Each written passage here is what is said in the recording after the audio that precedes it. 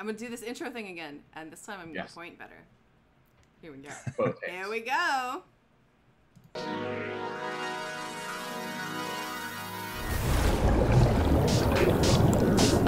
This is Naoki Yoshida. This is Fern Hall. And you are listening to Aetheryte Radio. Aetheryte Radio. Here we go. Hello and welcome to Aetheryte Radio, Gamerscape's Final Fantasy XIV podcast. I'm FusionX, and joining me today we have Bryn. Am I pointing the right way? I don't know. I am. No, you're not. We have Bryn, Aldino, and I'll just and Xenedra. They're around here somewhere. Great. All right. It's been a while since our last episode. We've had E3 happen. We had an interview with Yoshida-san and Soken-san. That is up on the website, as well as our thoughts on the Final Fantasy XIV Orchestra concert that was in LA right after E3 for a couple shows. Make sure to check that out. We will go over a couple points from our interview here in just a little bit. But first, we want to talk about what we have been up to in-game first. So, Xenedra, why don't you start us off? Plants! I made so many plants happen in my garden, and now they're sparkly, and I don't have to touch them anymore for a while because I'm busy. And then I joined another static with some friends from my first static, because a bunch of us have level 70 alts, and I heal in the second static, and boy, is that different, and I need to get better at healing. Done. That almost seemed rehearsed, or I don't understand. Honestly, I'm surprised I remembered all that. I think for me, just to keep us moving, I had hit my ninja at level 70. I still have my training wheels on, as I was at ITGen is something I'm still trying to figure my way around.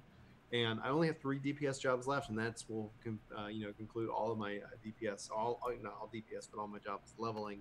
So I just have Lord, Dragoon, and Monk left to go. So that's really it for me. My goals before 4.4 are just to gear up, my tank and a healer, so that way whenever 4.4 drops, I'll have a little bit of flexibility and hopefully. I will not wait for these things known as queues. Exactly. I would not have, if it wasn't for the channel and doing controller guides, I would not have been leveling any of these jobs. I would be focusing on the others, but it's okay, yeah, I'm doing that, and then it's I do miss the queues. Oh man, this is rough. I believe I am next. I am Summoner in one of Xenedra's statics. Now I can say, that way? Yeah, that's okay. I'm Summoner in one of them. I like to do the DPS. I do the DPS. There is a awesome new, brand new, not even 24 hours old yet. 11 hours ago. This is so new. It's more sparkly than Xenedra's plants. That's the episode title. But there's a new sparkly than Xenedra's plants. Done. There's amazing analysis website that you can kind of link a URL to your logs, which you're smart. You can figure out how to do logs. I'm not sanctioning it in any way. Anyway, they only have modules for Summoner, Red Mage, and Warrior, but they do a really in-depth analysis of what you did, kind of your GCDs, if your dots were up, it shows you your timings with everyone else. But it's made by the Balance Discord, and they now have a website and a Patreon, which I just learned, which is thebalanceffxiv.com, which is cool. So go there, look at guides, they're great. That's about it. Cool. I got my Sam up to 70. I've been playing it a lot. I love my Samurai so far. It's weird. It's backwards, because in 11 I started off as Samurai and then went to Dragoon, and now in 14 I've gone to Dragoon. I'm really considering maining Samurai. It's the best. I think it's like the DPS job made for people that want to play DPS. Yeah.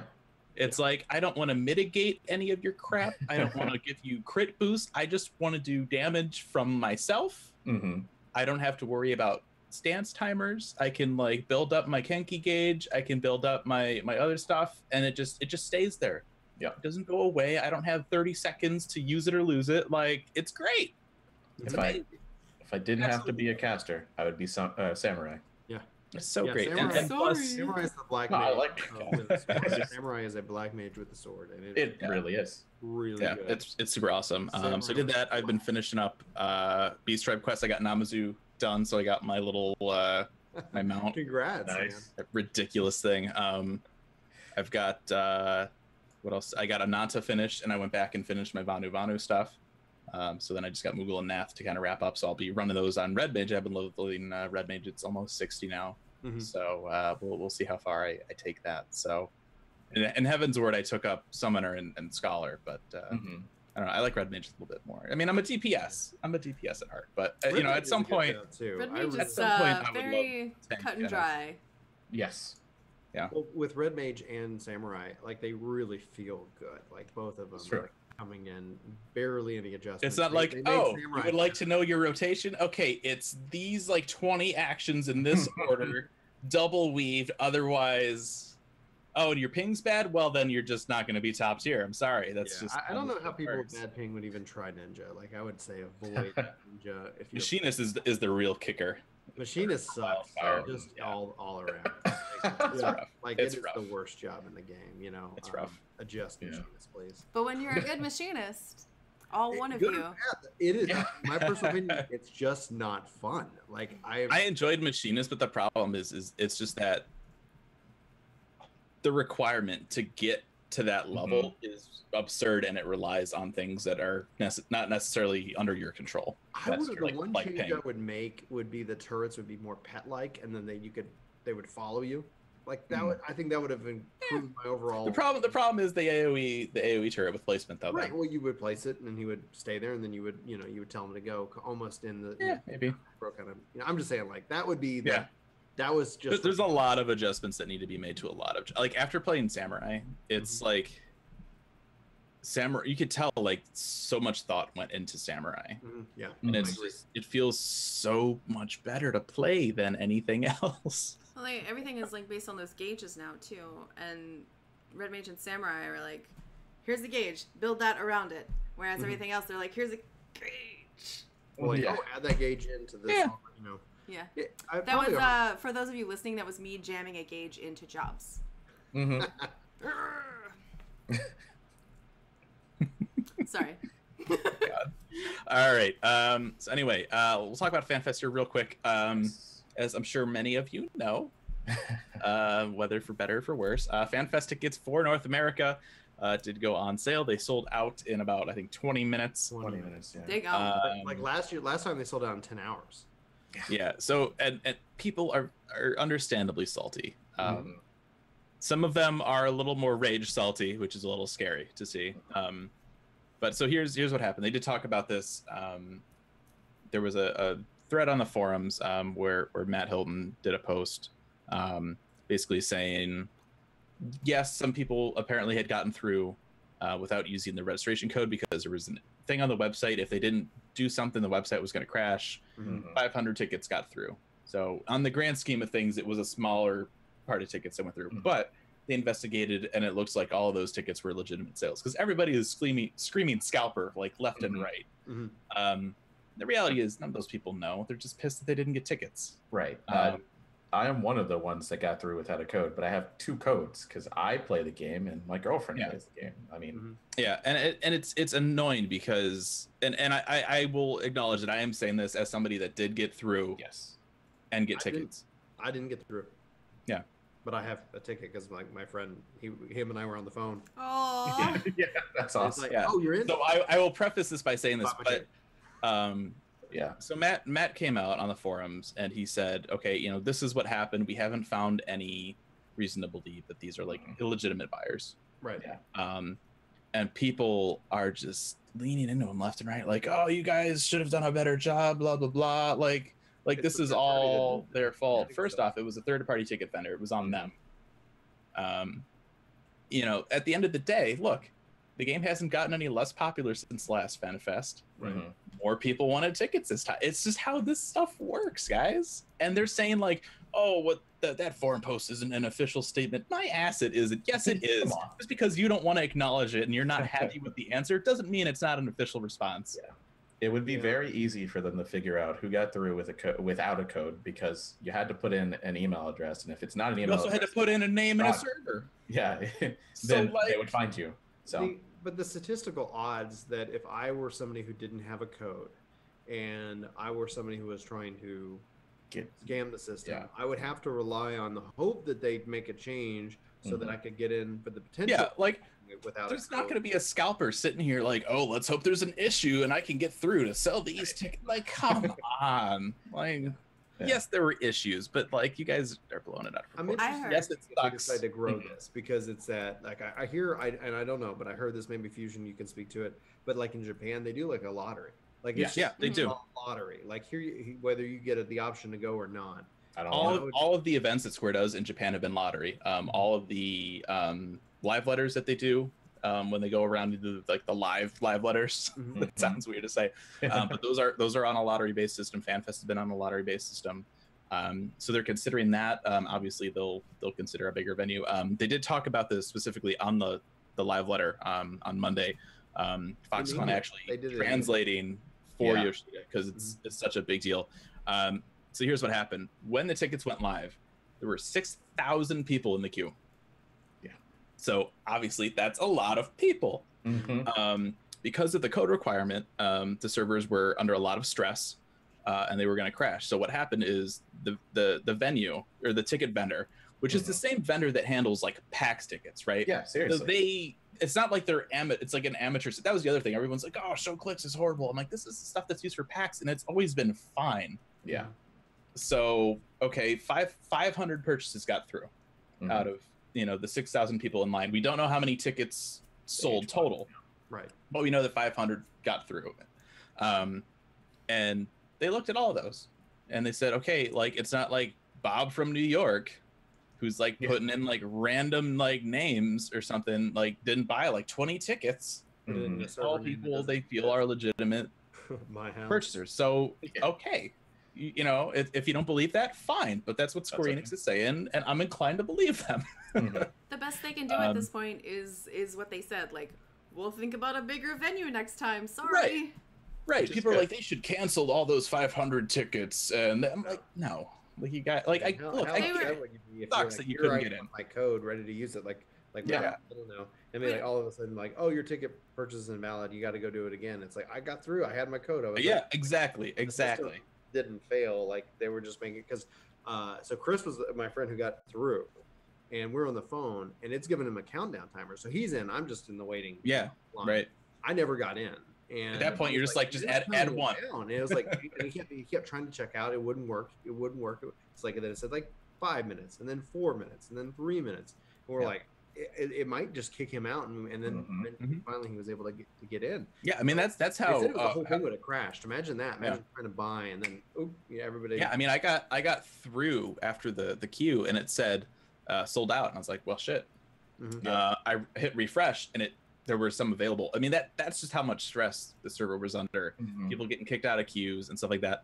Got some of the people that I was seeing comment. It's like, well, if I was in the queue, it should have reserved a ticket. That's not how these things work, sweetie. I'm sorry. Like, people are like, well, I already booked a flight. Well, then you're an idiot. You shouldn't have booked a flight yet if you didn't get a ticket for the event you wanted to fly out. I tried to go once we got our tickets confirmed. I tried to go book the hotel. They're like, we sold out of the rooms with that code. The rooms went super quick. And I'm sitting here it is frustrating because it's like, okay, so I've been calling back like every week to see if like, people maybe hopefully have canceled and those codes open back up because it's like, man, Rio is expensive. When I was like, wow. That was the rate that they got was amazing. Yeah. I was at E3 when it went up, and I called my wife. I'm like, hey, by the way, each of them bought 4 tickets. Then you're like, we're talking about bringing 20,000 some odd people. Yeah, Vegas. I would say though that even if you didn't get a ticket and you did have plane fare and a hotel room, just go. Just go. Be around everyone else. If people from UFC are going to go, okay, you can't get into the venue. Whatever. You're still at the Rio and in Vegas. Go have fun with your friends. Yeah, that's true. I mean, if you already committed, we have a fair number. Throw it on the tables. Maybe get lucky and be like, yeah. I think like half of our friends didn't make it in, right? Yeah. So they're just gonna go anyway because I'm not gonna spend my whole time at the FanFest. I'm gonna go out. I'm gonna go to the strip with my friends. It closes at a point. I mean, it closes at like 8 p.m., 9 p.m., something like that. My dad go to the strip, hang out. I don't know. But I mean, there will be stuff to do. But my dad called me and he's like, "Hey, can I go to Fanfest with you?" That's so like, cute. yeah, they sold out of tickets, but you're welcome to come. So he's coming out. We're gonna fly out on Wednesday. Nice. Well, Nice. Out, and he's gonna fly back on Saturday. But he's like, I want to check this out. I'm like, Dad, you're more than welcome. I'm probably gonna be busy for a little bit of it, so don't. That's funny. I just take off on you. But I was like, that's totally, so Dad. cute. Yes. That's funny. Yeah, for those that are still planning on going, even though they don't have a ticket for the event, I just saw on Twitter a couple hours ago, there is somebody looking into trying to get a room at the Rio secured as like an overflow room to kind of host like a mini second FanFest thing that will stream in the event. We'll be talking to them. I don't know if we'll do anything with them or not. I just found out about this a couple hours ago, so we'll see how that develops. Yeah. Obviously, it's going to cost them money to do that. They're looking at maybe food and drink tickets to help pay for that. Sure. But yeah, keep an eye out on Twitter. I know I retweeted it for my account. They're not gonna just like throw those thousands of people to the trash. They're gonna try and do something if they can. Yeah. Yeah. You know it. There's also, I believe, I think I saw there's an anime convention in Vegas around that same weekend, I think. Oh, really? I forget the name of it, but I'm sure you could probably find it.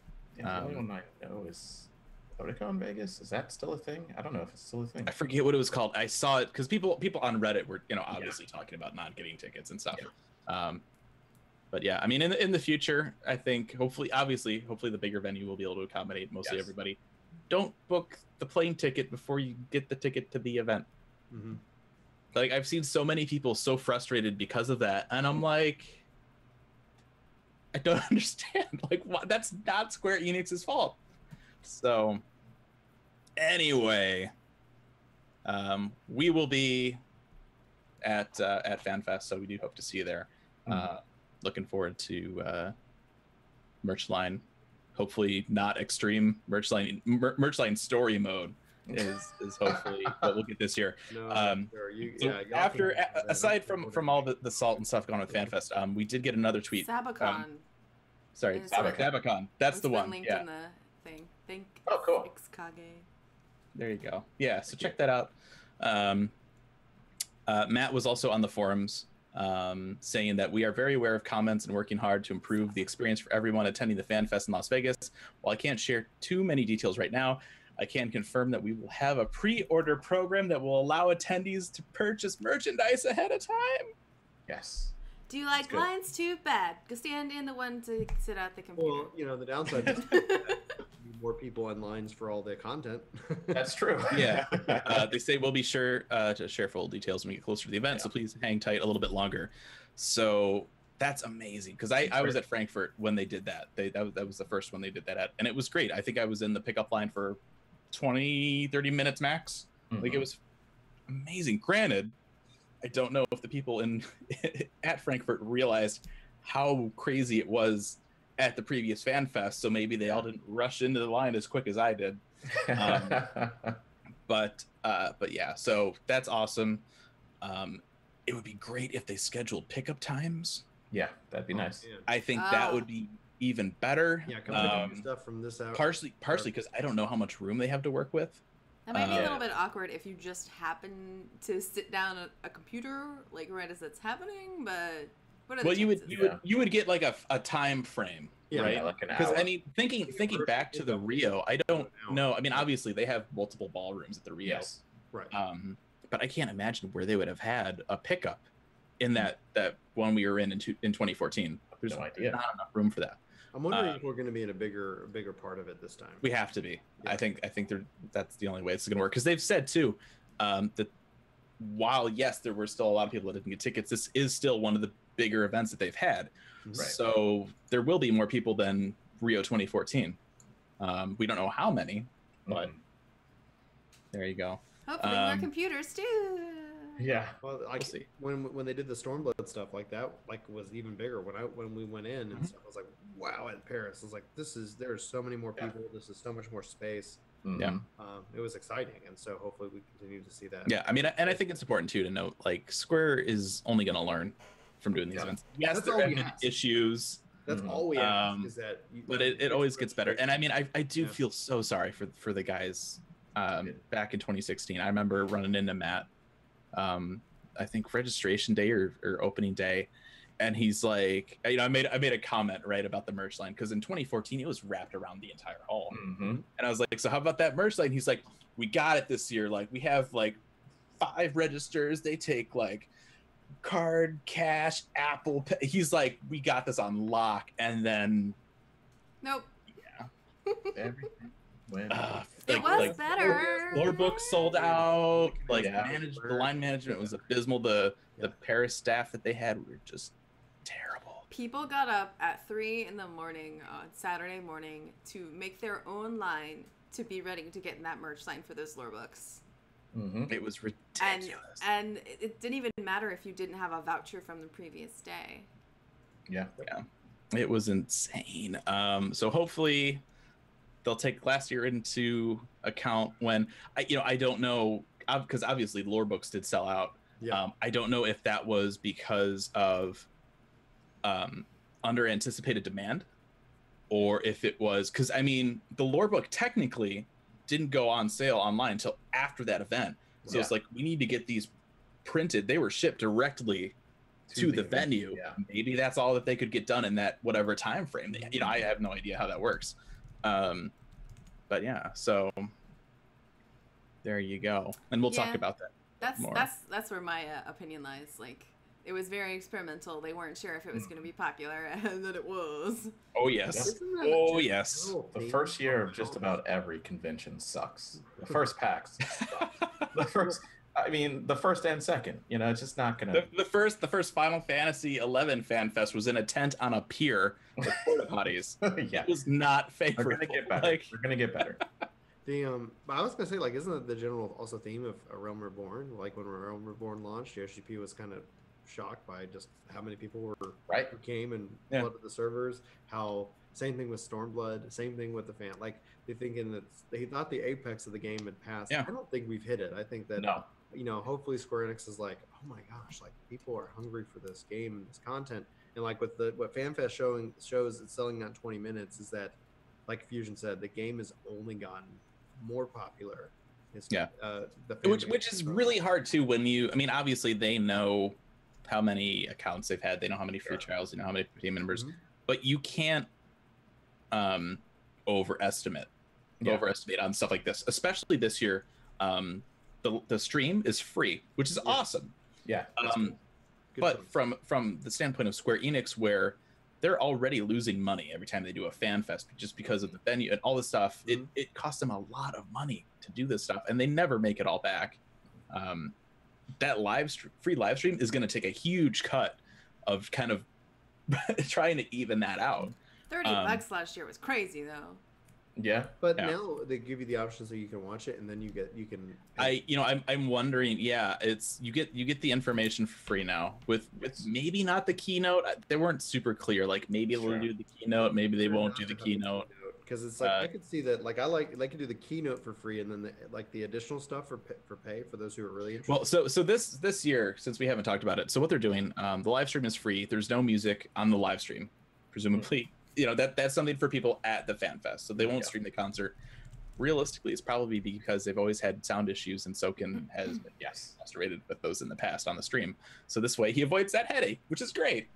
I've heard that it sounds terrible on the stream always anyway. So like, there's always been issues. He ended up going back, I think, in for the 2014 one and remixing the audio and then re-upload. Like, there was a whole big thing. It was horrible. So now he doesn't have to worry about it. Yeah.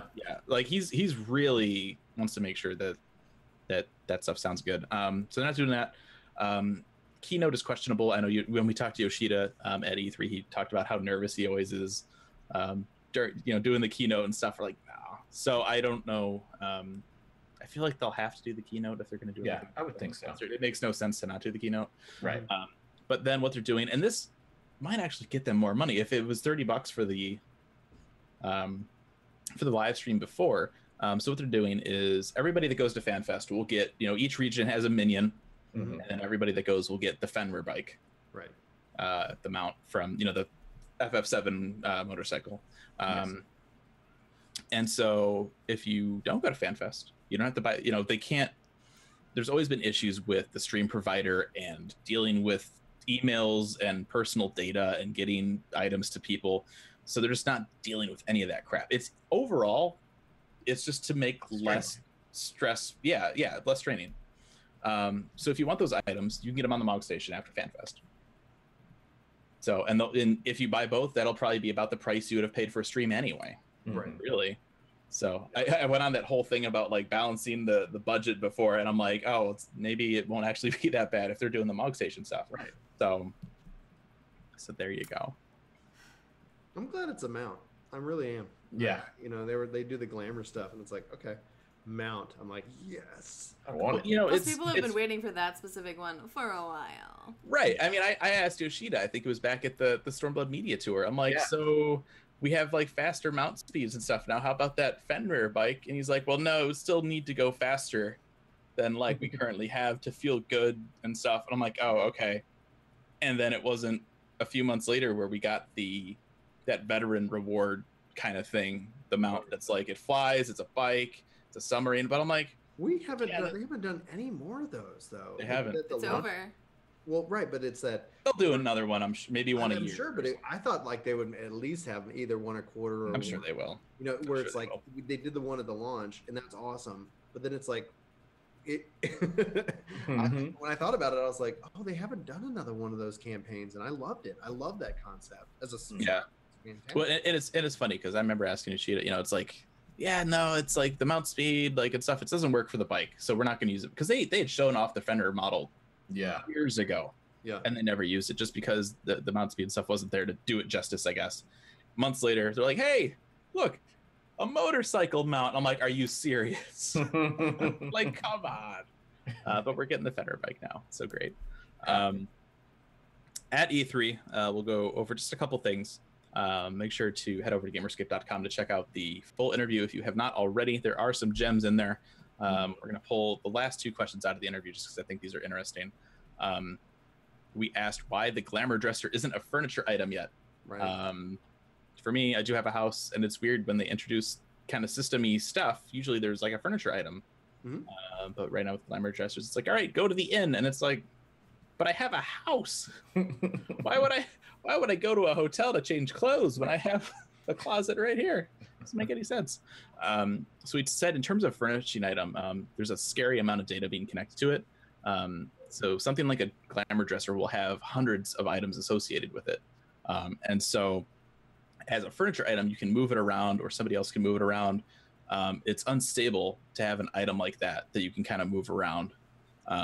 And so the convenience of moving around normal furnishings or having retainers available or having the ability to access the market boards, it's logical to think, why can't we have it as an item? But the engineering behind that, having the items taken out, but then maybe not having the actual furniture piece there, or having people affect the location of the dresser, they got to be really careful about how they do that. So they can't just have it available as a furnishing item right now. This game must be coded behind the scenes. Yeah, they can't have it as something readily placed. So I don't know if that means maybe they can add it, but it's something that's just by default next to the door. I don't know how we'll do that. But that door upstairs you can't do anything with. Like put it in your private. Well, why not your private room? Yeah, private room could work.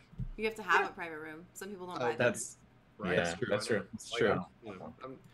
It'll be some of the stuff that they've delayed, like some of the stuff we've had, and then eventually they introduced a furnishing piece. So it doesn't necessarily like surprise me. I'm glad the question was asked.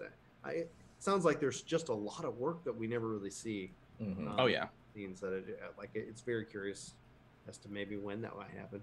Meanwhile, I've never used a glamour plate. Oh, I love them. I glamour now because it's just nice. No, I love my glamour plates. They're so good. The other question that we asked, Fashion Report and Gold Saucer has been really popular. So we asked if there were any plans to add more rewards or to expand upon it. This answer was amazing. So Yoshida says, I'm sure we'll continue to make updates to it, but there is one issue. The issue that we have, say, for example, in one particular week, the theme is summer vacation. And you expect the answer that would give you a maximum score, right, is something that you can't believe is the answer to a summer vacation theme. So the sensibility of the person making the themes and assignments, if their sensibility is horrible, it causes an issue. So if the person in charge of this stuff has bad fashion sense, we're gonna have a bad time.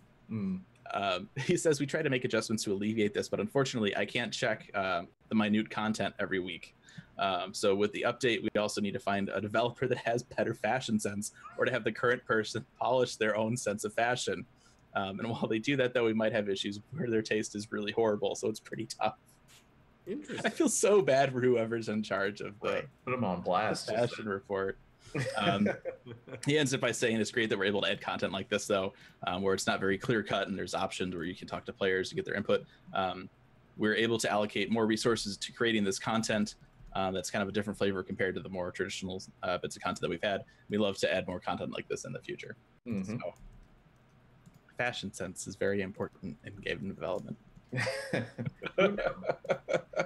Hire me. That's right. There you go. So that's the end of our E3 interview. Make sure to go check out the rest of it. We also did a lot of other stuff at E3 this year. We got interviews with Remedy's game director on their new game Control. We got to talk to the guy behind Bloodstained, which is really cool. We've got a lot of hands-on and interviews and stuff, so make sure to go and check all of that out over at Gamers. Yes, it was a busy year for us at E3. Also, make sure to check out our thoughts on the Orchestra concert as well. All right, next up, we're going to move on to Heaven on High. That was the latest patch that came out. Has anybody done past floor 30? I did to floor 40. I mean, Chris has gone up to 80. I feel like it should count. I keep hearing my friends, they're like, oh, I got up to 90 or I finished it. And I'm like, I don't have time. You're like, cool, thanks for inviting me. Yeah, No, not that. I think they're mostly going because they want dodos. The dodo. Yeah. mount. I mean, I'm glad they made it fly. When I first showed it off, I was like, man, what a troll. Here's a ground mount. does it burp though? That's the real question. If it doesn't, it needs to. It needs to be able to burp. How much is the hair on you guys' servers? I haven't even looked. I think it's 1.5 mil now. Nice. Sounds about right. Yeah, I think for this round, it's interesting. I know LBR did a whole episode about this where they complain about Heaven on High. Basically their argument is it's copy paste. Yeah. It's streamlined. Right. Like here's the thing. It seems like people were expecting it to be like this brand new great thing, but I'm like, it's just another deep dungeon. Is it? Like it's got a couple new little bits, like you can do the magicites now for the summons, but I don't know why people were expecting some grand, extravagant, completely different thing. What I would say though is that like you look at it and can they then take the same argument and apply it to Stormblood as a whole? Like it's like you've done some new stuff and like evolutions of things. You absolutely can. I would say the thing that I like about Heaven on High is I think it's like the streamliningness of it is that it feels like you can get right into the challenging content really quick without having to do like 50 floors. Sure. I disagree. Okay, go ahead. Like why? I liked the first deep dungeon. What was that even called? I don't know. House of the Dead. Palace of the Dead. I giant brain fart there. It's been a while. It's that I love place that because that's kind of castle-like underground that has dead people in it. because you would be able to go up to 100. They had like 2 updates. And you could, there was a lot of stuff to do, but now after 30, you're done unless you have a fixed party. And for me, as a super casual player that doesn't really party up with people usually, that sucks. You don't have options. You really and the party finders that I have found, it's like you need to have like 60 ethereal weapon and armor to join this group, and I'm like, great. So I guess I won't. Like that is definitely like there is a barrier, I think, there, and it's a little disappointing. Here's what I want. Here's my like when I play Heaven on High, it really makes me go and say, why the heck can we not take this same kind of concept and apply it to the dungeons, a la World of Warcraft Mythic Plus system? They have these modifiers, right? Lots of people have been talking about that, yeah. And it's just that you want this, like, I look at repeatable content, and Heaven on High is it up to the point of rewards, but why not take the 65 plus odd dungeons we have, scale them up to always current level. Don't put all of them in the thing. Say that this week it's these 5 dungeons, and then as you beat and clear the dungeon, you can advance to the next round of it, and they bring in the heaven on high modifiers, both positive and negative. That unlimited sprint is amazing. Like I love the unlimited sprint. Yeah. You know, it's like cool, but it's like they have these ideas and they're all just kind of siloed off on each other. And it's like what I want them to do is like look at these systems and freaking deck of cards that just and all of a sudden it's like, hey, here's what you like about this, here's what you like about this, because then they could make it to where you as a casual can, and you could participate in these dungeons that we literally haven't touched in years. Here's a question for you. Go ahead. Have you posted that on forums? I have. You have? Yes. And I can sense like the strain in his voice. Yes, I did. Everybody thought it was done. I recently posted a video and a forum. Like I've been basically coupling them in hopes that I can override the glamour posts. You know, like it's strategy, right? So I even said like I want to see. So okay, I'm gonna go. I posted that a while ago. I'm gonna go refresh that because it's the only thing I have, the only tool I have right now. But I want to see them bring back Conquest, and not in the sense that we're fighting each other. Like 11 did it really interesting. It was a weekly, universal thing we're all doing, and just like say who protected this zone the best. Like way to go, Flame FC, you know, and it's like, and then from a free company perspective, I won't go long on this, but from a free company perspective, it'd be an interesting way to advertise if Adder won the zone, cheaper teleports, faster movement speed. There's all these non-battle stuff that they could do to get people into this beautiful world they've made. So I've been doing a lot of official forum posting, and I'm trying to link them with a video so that I can derive people to keep that post on outside of, can I get bunny ears and blah, blah, blah, blah, blah. Right. And I'm like, no, I want some real content. I want some repeatable content that doesn't take a huge amount of development time, because we talk about Heaven on High. The development time on that. You know what they need to do. I mean, and we've talked about this a few times. I think the idea of Conquest 4.0 was a great place they could have done that. Perfect. I think 5.0 equally, the way that things are looking with maybe some Civil War type stuff, this would be a great place to put it too. We already had this system in place. Bring back behests. Yes. Yeah. Yes.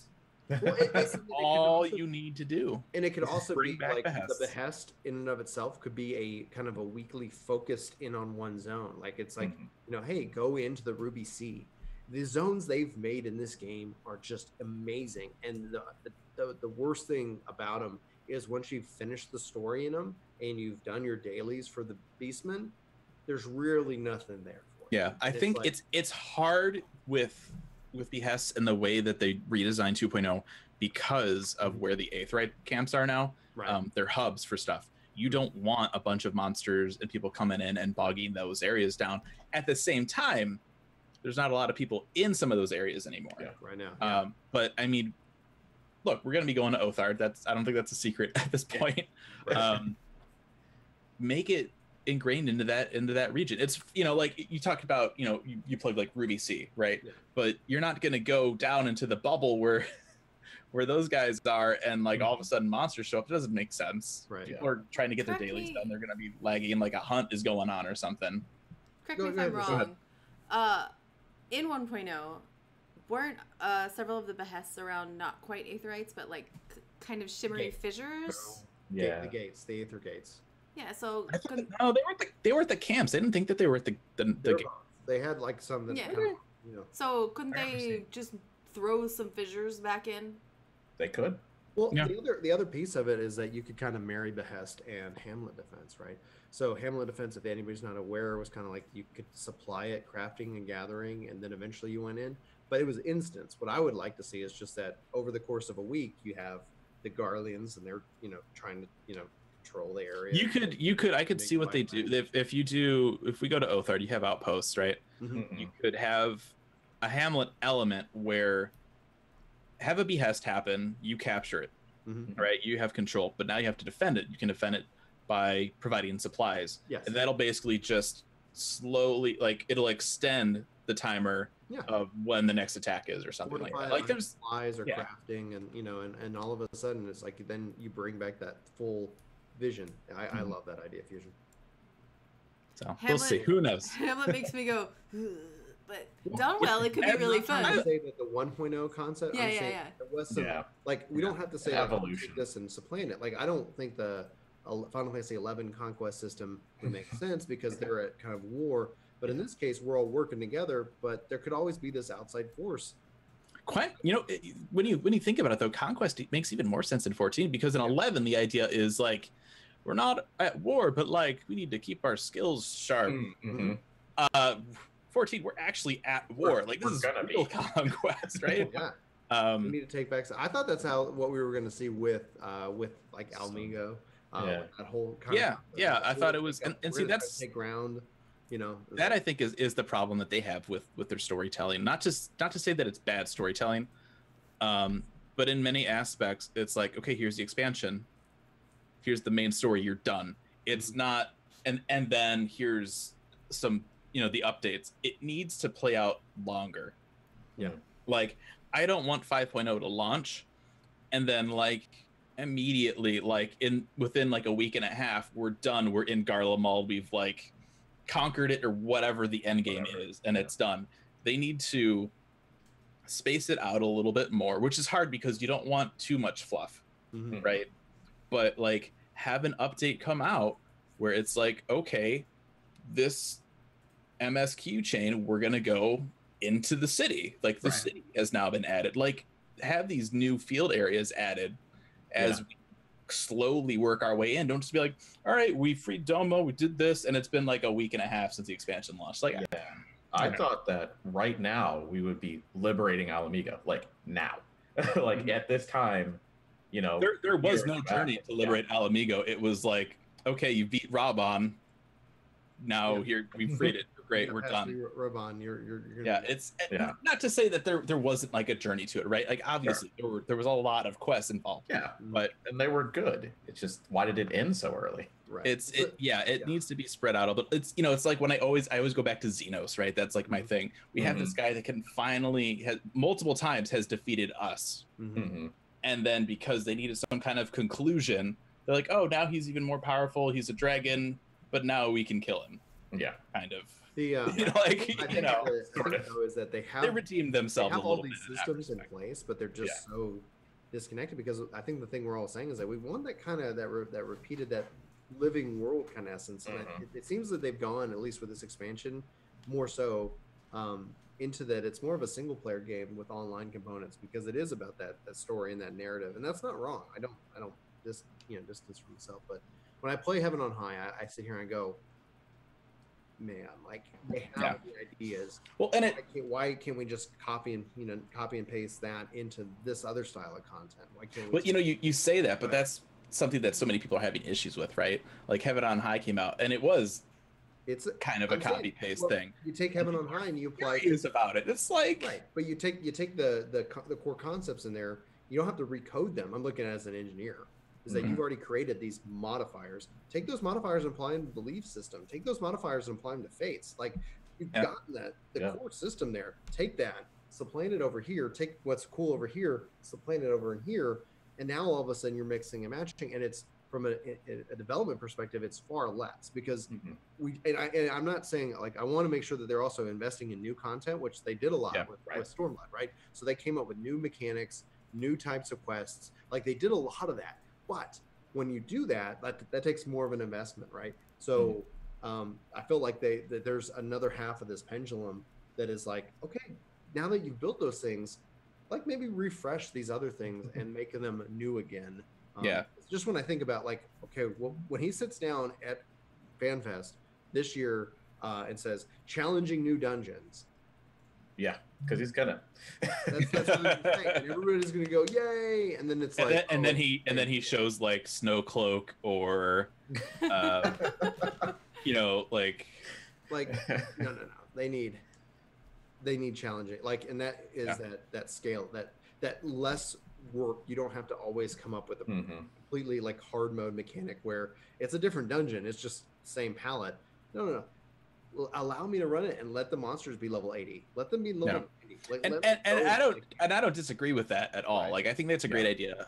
They need to revitalize old areas and older content somehow, and it's weird to say it because I feel like that's more of me saying it, like, not that I'm like a developer, right? But I feel like that's a thing that should be thought of, right? As a developer, like, we need people to still kind of hang out in these older areas.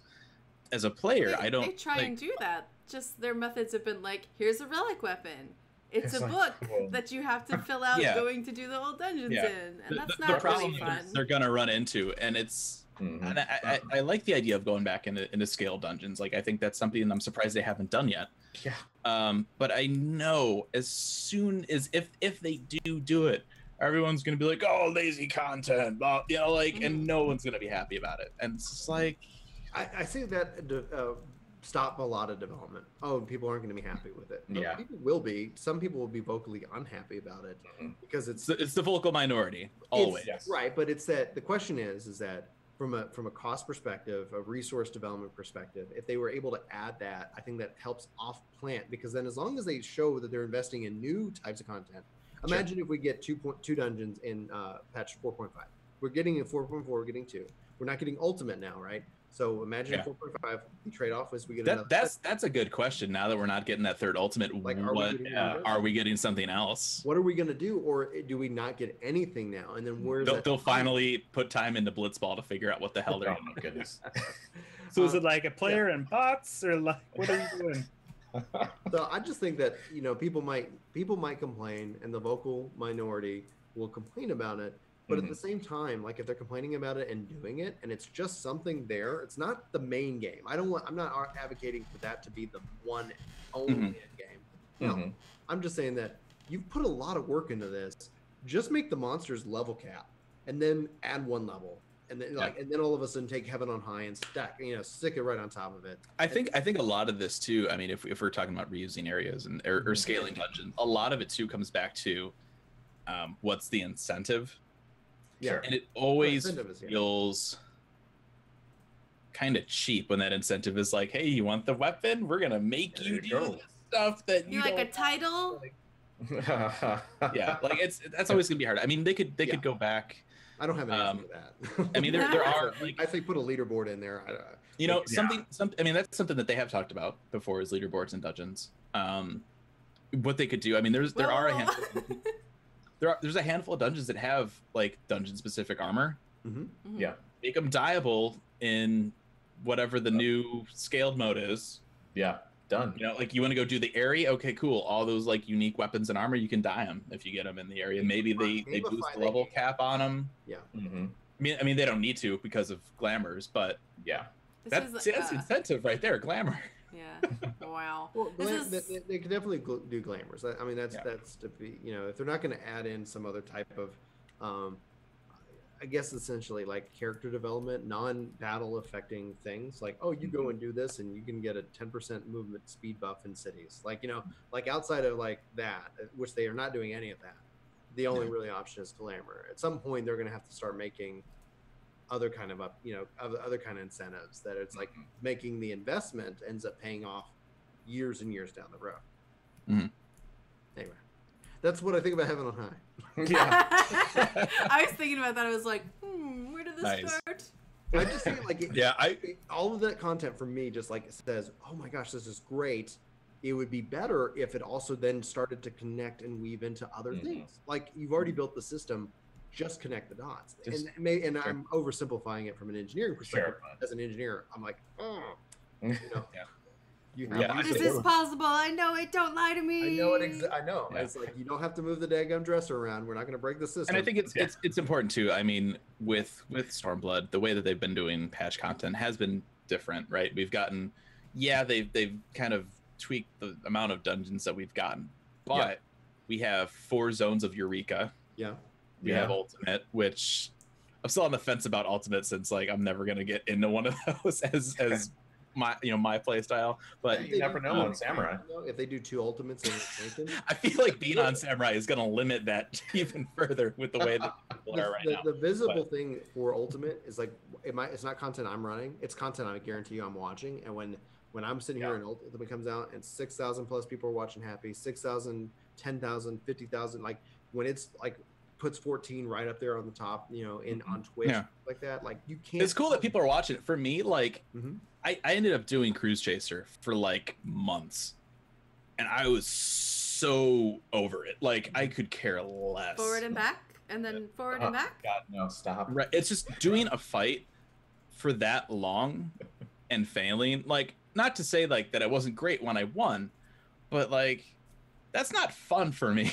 Like if it takes like a week or two, you know, a somewhat more reasonable time frame, then sure. But just for months, it's just like that's not fun for me. Watching somebody do that for 10 hours a day on the same fight, that's like, it's great. Like I'm really good friends with Happy. It's great that he had amazing numbers when he was streaming that. And I watched a little bit, but after a little bit, you're like, I've seen this phase already. Like it's just not exciting anymore for me. For me, I don't mind smashing face against the wall of a new raid thing for forever. I don't necessarily have the time or people of the same mindset that want to do that also with me. It depends who you're doing it with, what you get out of it. But like for me, on the same page. For me, like I enjoy doing the regular raid tier. I like being able to go and look up a guide and be like, okay guys, we do this and this. Everybody executes every mechanic and we win. Cool. But I also like going into a fight and not really knowing what the crap is going on and having to figure it out. I think having to figure out the fight is fun. Yeah. And we were able to start Ultimate this time towards the beginning of it. Actually, I guess we were already done with Kefka by the time it came out, so we did get to start at the beginning. So we did not know what the crap was going on. There was nothing to watch except stuff like Mr. Happy, just to see what they were doing. There's no guide, you know, at the very beginning. And for me, that was fun. For other people, maybe not so much. When there's no guide, absolutely. Right. Absolutely. If you guys like the concept of the conquest, I went ahead and linked the forum post. No one's even replied to it, so it's down a couple pages. Feel free to bump. Please, somebody just. I want conquest so bad. It's such a great passive content in my mind. Yeah. The weekly thing, you participate in it, and it's. You know, from that kind of idea, it's one of those things that people would always be doing. It's not staggered, like frequent. You could do it while you're waiting for a queue too. Well, not even when you're even when you're in queue, all content is associated with certain zones, and doing that content would. Well, the problem right now with every piece of content in the game right now is nothing is. Like it's designed that you can continue to do it, but everything has that endpoint. Everything. Okay, I did ultimate. We're done. I got my weapon. I don't need to do it anymore. Oh, there's the collector NPCs now that they have. There's a couple of them. I finished them. Can't do anything. Yes, I could keep turning in stuff, but why would I? There's no point to it. We'll talk. It's, you know what I mean? Like everything is designed to where once you get something out of it, it's done. Conquest you would keep doing if they did have incentives like cheaper teleports or something like that. Cheaper, like they did it in 11 where it was doing like it wouldn't be like, oh, we got it this week, I don't need to do it every. Well, maybe not. In a way that you could also, because like I think it would be cool from a grand company perspective, is because everybody's in 3, and the way that you would also, because somebody's like, oh, everybody's just going to pick the one grand company, like maybe, but you would say you make it harder that if you've held that zone week over week, maybe you give it bronze, silver, and gold rank. Yeah, level it up like Besieged. Yeah, and then eventually, like, oh, it, you know, the batters have held the zone. Now, if you want to go really claim that zone, go for it, Flames, and you're going to get your activity there counts more because you never held that zone before. Or you know what we do? We have reverse Besieged. Right? No, I'm serious. Yeah. We were just talking about this. Like, oh, okay, the expansion, it's right at the end of the story. We're in Garlemald now, and we did it. Yay.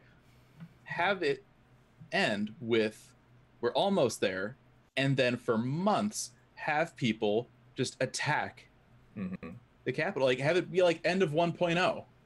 Sure. All this crazy stuff going on in the cities, except it's us going in instead of enemies just popping up. That would be awesome. That would be so much fun. Have a super high level to start, and as we win, it slowly goes down.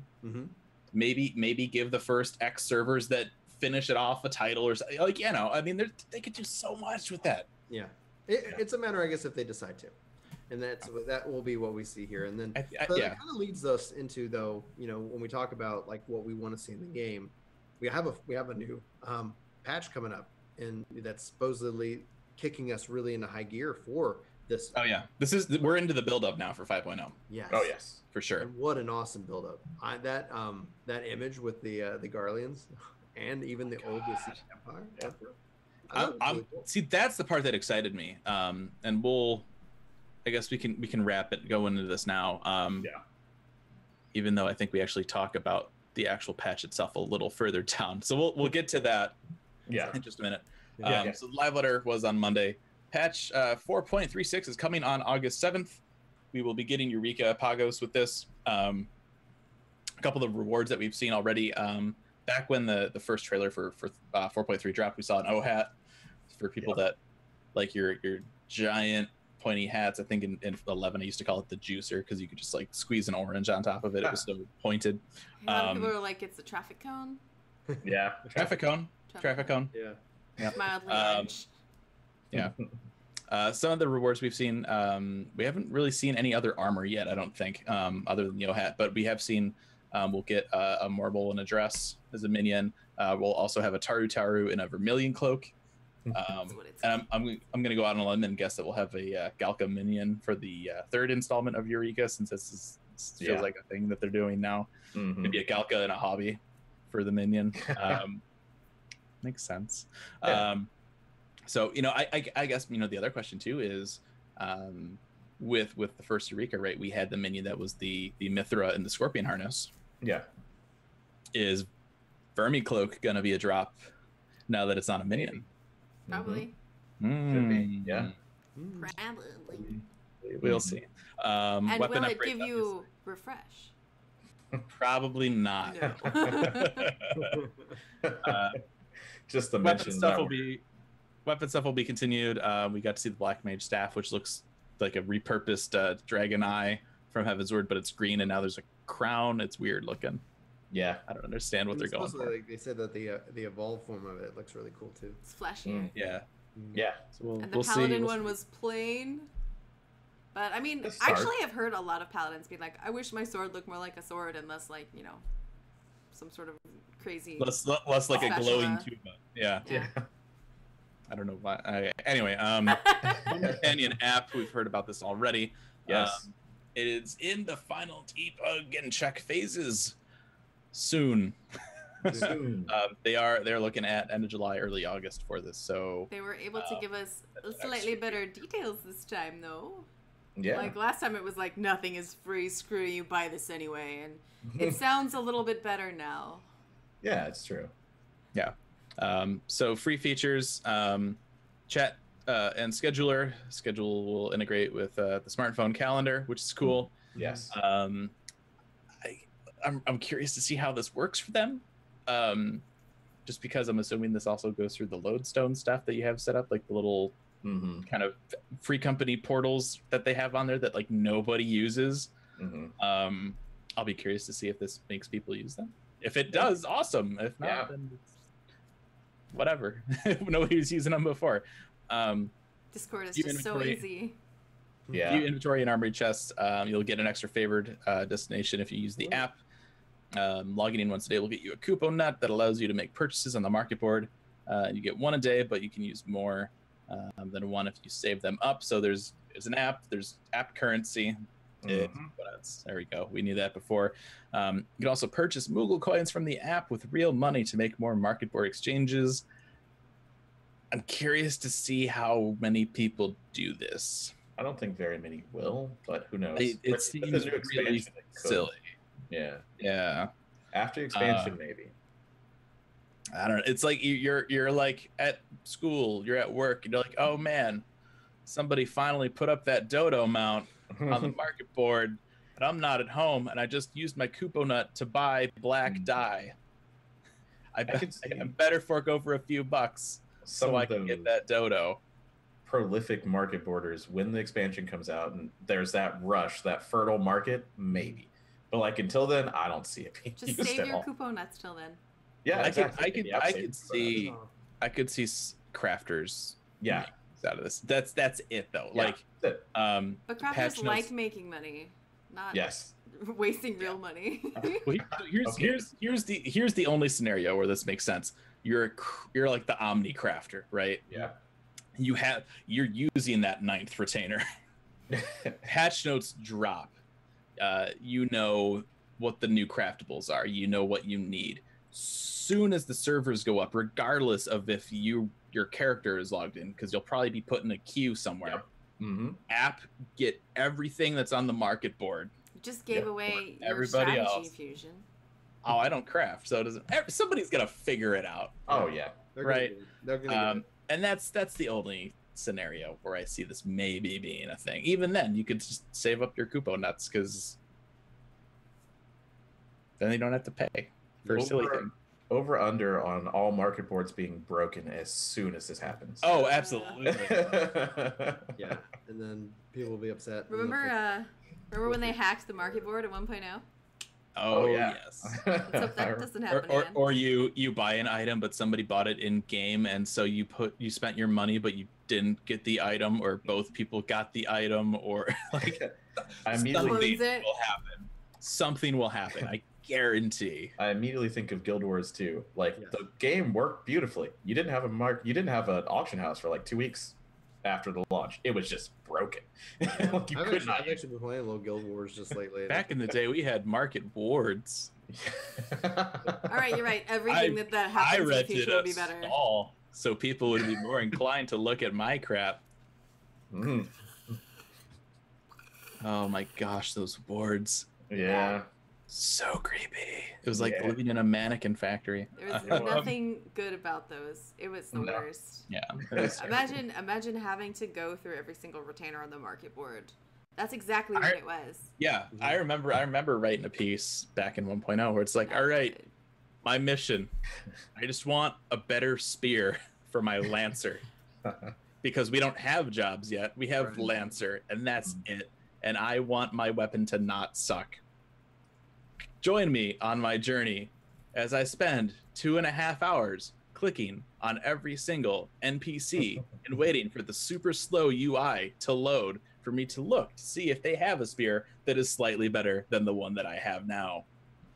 And Never- look I at think us that's now. why a lot of people ended up like it was a real subtle way to get people crafting in the game. Yeah. That's why I was like, all right, I'm gonna make a weapon. 1.0 alpha, I was like, I want to make armor. All right, what do I need to make this shirt? I Yeah. need thread. Okay, how do I make thread? I need like these leaves or something. Okay, great. We'll get those. We'll make those. Now what? I need to make the sleeves of the shirt. Yep. It's like it took me forever to make that one shirt, and I'm like, this is not good. And then they added Fent. colors. You had to craft the colored shirts separately. Like, Oh yeah. Your pieces had to be colored first, and then you put all the yeah, you had to colored pieces color together. your sleeves. And that, oh my gosh, when that came out, we were looking at the wiki and we're just like, oh my god, like it was horrible, horrible. But look at us now. We could do it from our phones. Yeah, we've come The so future. far. Yeah. we have come very far indeed. Premium features for the app. You will get your Chocobo saddlebag inventory doubled. You'll get 2 Kupo nuts a day, woo, plus a Oh. higher max capacity, which kind of worries me a little bit. I don't wonder what the capacity is for free people. Mhm. The 2. ability to scribe, yeah, right. That's what I'm worried about. The ability to scribe and pay for a 9th retainer, and that's it. So we'll be Like that you doing that in a get- few you weeks. don't get the retainer, but you get the ability to pay for the Yeah. retainer. Hey, Like in the interview, Yoshipi's like, now, if you really want this retainer, like you could get rid of one of your old ones, and this is a better value because you're paying for blah blah blah anyway. And I'm like, that doesn't make any sense, Yoshipi. You shut up. Yeah, like when he says it like that, I'm like, so we get the retainer? Exactly. Like, it's like that's If not it what you get- said if it before. comes with Yeah. the retainer, You if it specifically comes with the said retainer, before we that's have to pay for the Yeah. 9th one it's additionally. I don't understand. I think it's a Don't great deal if understand. it comes with the retainer because then I just like It oh, should. my retainer. It should come with a And then I'll get retainer, the retainer. but it doesn't. Oh, as awesome. far as we know. That'd be great. Because then all of a sudden I'm just paying $2 instead of the just paying. Yeah. just If I paying- pay an extra few bucks, I still get a retainer and I get a couple extra bonus. That's how it should be. I like the double saddlebag inventory. That'll be double the stuff that I put in it and then forget where it is and then go, oh my god, I have saddlebags. That new UI with I had that. I was like, yeah. what was I looking for? I was looking for like a furnishing item. Like some random. I was looking for like a rug. I'm like, I know I have this. Yeah. Like I have. I used search. this in the past. Yeah, I search. That's where I put my books, or my pages from Weekly Clears. I put them in the saddlebag, and then when I go and I want to get like a piece from the vendor, I'm like, "What do you mean I don't have any pages? I have like 12." Oh, there they are. Oh yeah. And I have to exit out of all the menus and pull it over. Yeah. Right. Oh my gosh. PvP They sure Feast did give us a lot of Championship. inventory this expansion though. They did. They did. Not actually Yeah. complaining. Not actually a complaint. No. I was like, I remember Saddlebags when are they announced great. that, we're like, oh my gosh. And then you think about it, they moved the stacks to 999. Yeah. Then we got all the additional slots. We got. I still have a bunch of Anemos lock boxes.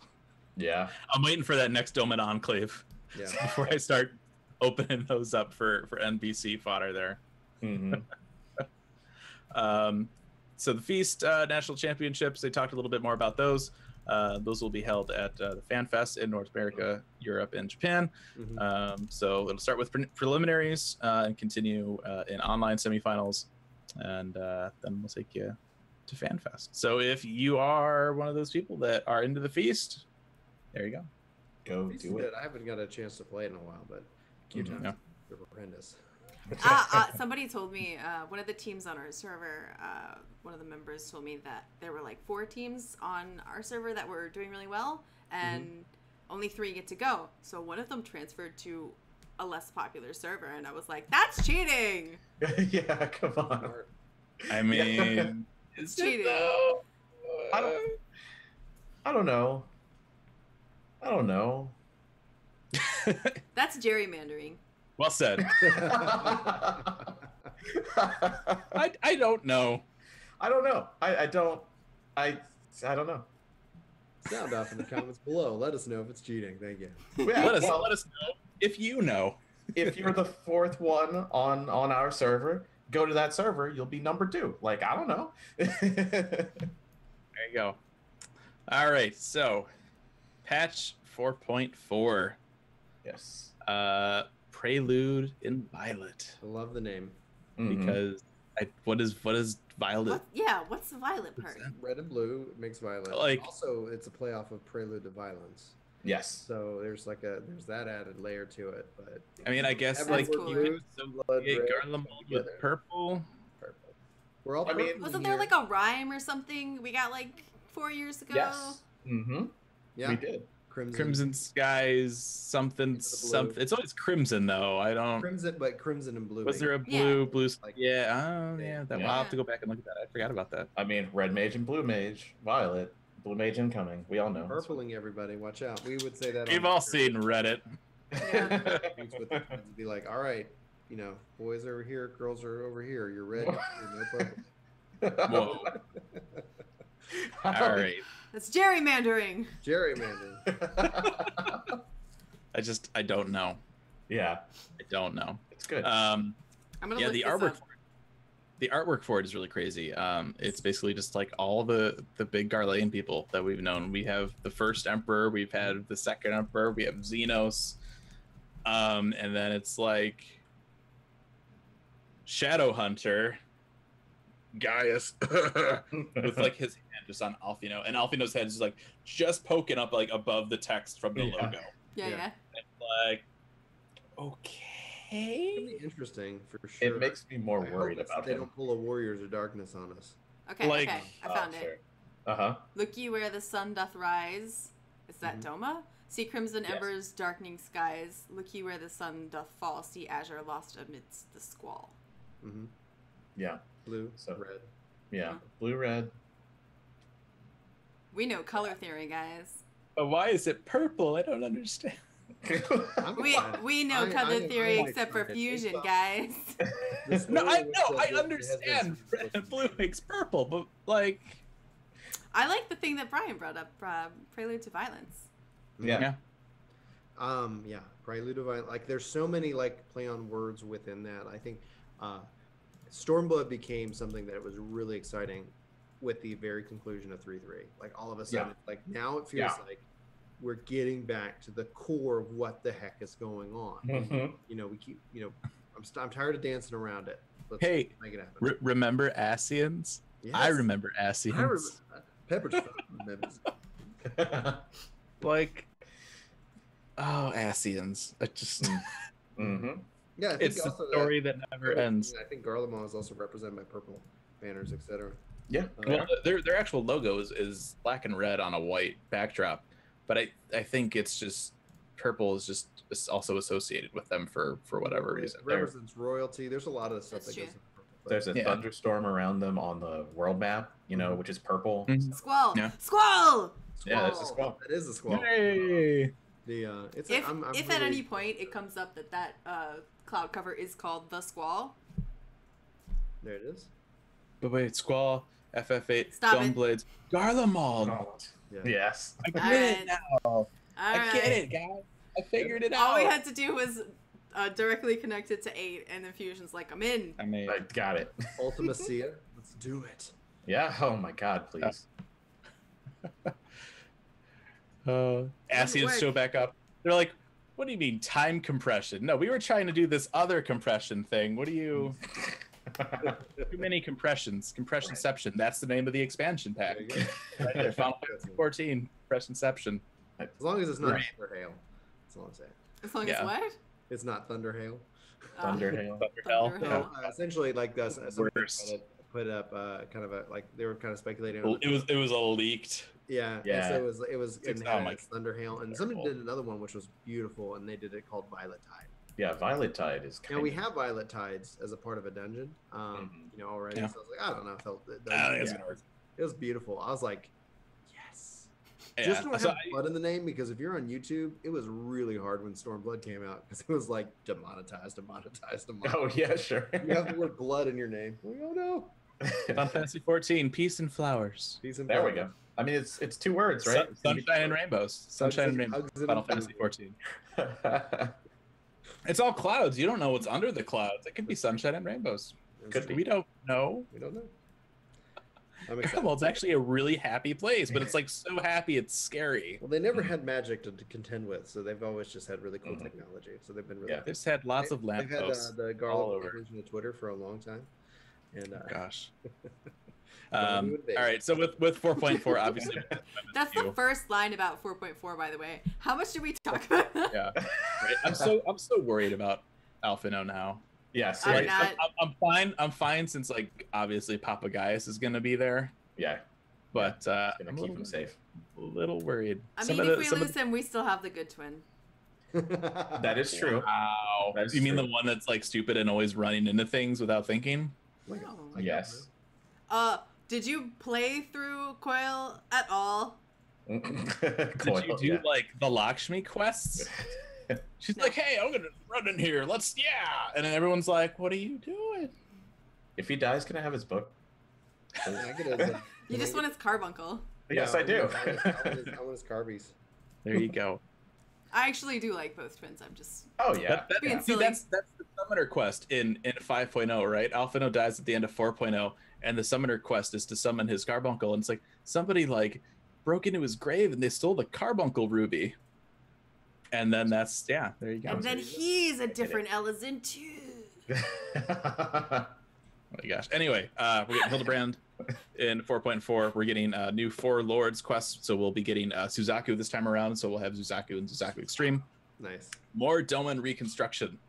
I loved the Doman Reconstruction. I finished that a few weeks ago. It is so well done. It really is. It looks cool. Right? It's like you finish it and it's like, all right, now we have like a place in the Enclave that makes paper, which seems super boring, right? But it's like they're making paper and it's like all these NPCs animated like making paper. Mm-hmm. Like For it is lanterns and stuff. And Yeah. doors, Yeah, like- windows.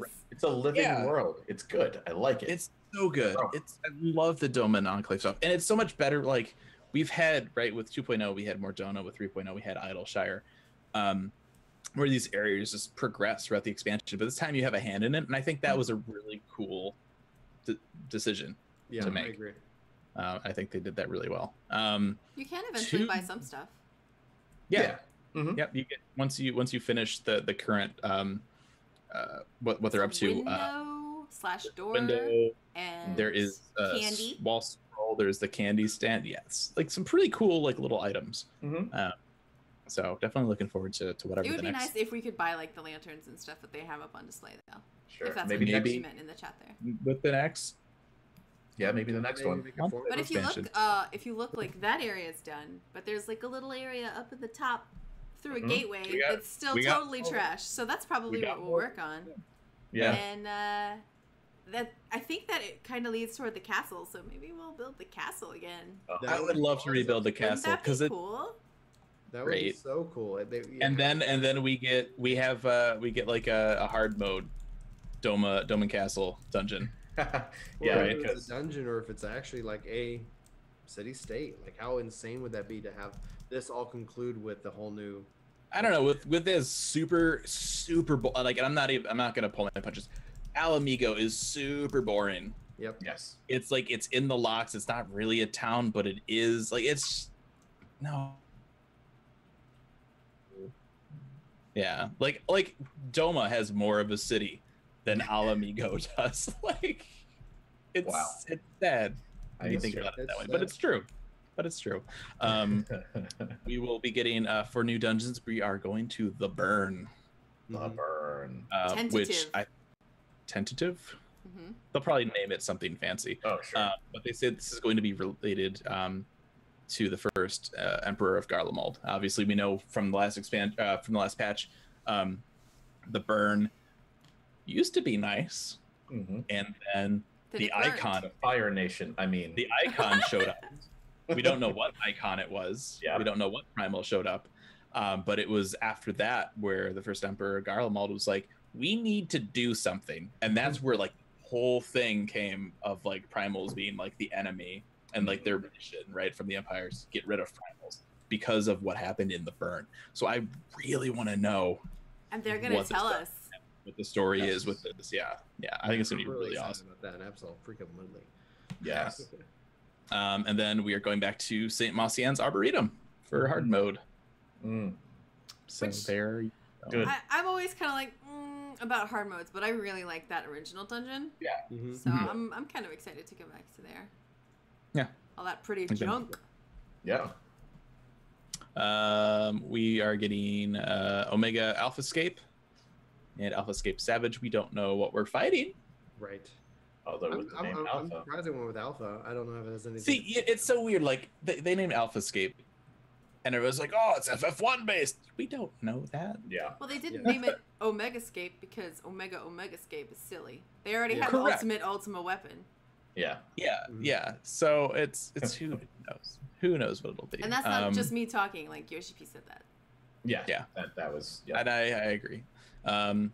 Job adjustments. So this is weird, right? Yeah. Stormblood. Let's recap Stormblood. They're like, jobs are complicated. Let's add job UI, Mhm. Mhm. right? And in many cases, like 2 different UI elements. Mhm. We will add a unique action to some instances so we can cut down on the number of buttons Mhm. that people have to push. Mhm. We'll simplify role jobs. There's like 10 to pick from. Everybody gets 5. You can, customize a little bit, or you can just make macros to swap them out, whatever. Mhm. Whatever you. Now they're like, based on feedback, we're going to make 10 role action slots open instead of 5 because we want this game to be a little easier. We want to kind of bring those lower people back up a little bit. We want to make fewer buttons and Nothing annoys me more than a healer that Wow. doesn't have a Suna in a dungeon. Yeah. Right. Why not? Why not? And they said they're going to be doing something else. This is a temporary. Yes. It's a temporary thing. So the Yeah, thing is, like yeah. for me, I was like, well, Stuff why- like Protect and I wish they Asuna would have should announced be that when they talked on a about healer. what they're planning on doing. Right. Because my Yeah. first response is, why not bring back the sub job system? Yeah, Yeah. people are going to say it's broke. I don't care. So's every system everywhere. Like, okay, every other game. we can spend hours talking about like what they It's should. tried and true. shouldn't do. It's people know it. And then if Yeah. you wanted to not stress about balance, just make it to where you can only sub job with a handful of jobs. Like it's like you don't have to sit here and say everybody can sub job everything. But I'm just saying like that from a Final Fantasy player, from its history, it is something that is immediately recognizable. We had the cross class system, which was not the sub job system. People say that's the same. No, it literally is its own thing, and it sucked because they never did anything with it. Like you had weapon skills that no combos. Like that was so silly. The cross roll was a little bit better because at least some of these things made sense. You didn't have to have other jobs leveled. You weren't like if your Dragoon wasn't 42, you weren't missing Invigorate. You could if they wanted to make it a little bit more casually friendly, which I totally support, is that allow your sub job to get experience for whatever you're playing as opposed to an 11 you didn't. You'd have to go level it individually. Just equip it, give it experience while you play. I don't care. But it's something that I think people who play Final Fantasy would recognize. There's 100 other things they could do. Yeah, I just want them to do something that feels meaningful. I think cross-roll, and interesting. This is just an acknowledgement that it's not a good system. And they have a lot of work to do. Yeah. They said that they're going to give us all 10, and immediately I went, "What are the other 5?" Yeah. What? Yeah. I'm like, Drain? Yeah. Okay. Cool. Okay. All right. It's a weird thing, right? Where it's like we're gonna 5 more buttons. To it's push, good for healers. It's great for healers and kind of for tanks too. Yeah, but at the same time, I mean, there's reasons that people are using the ones that they are. Mm-hmm. It's one of those like, okay, so there's 10 actions. This one's good. This one's good. This one's garbage. We'll never use that ever. Yeah. Like, I don't know. So we'll see.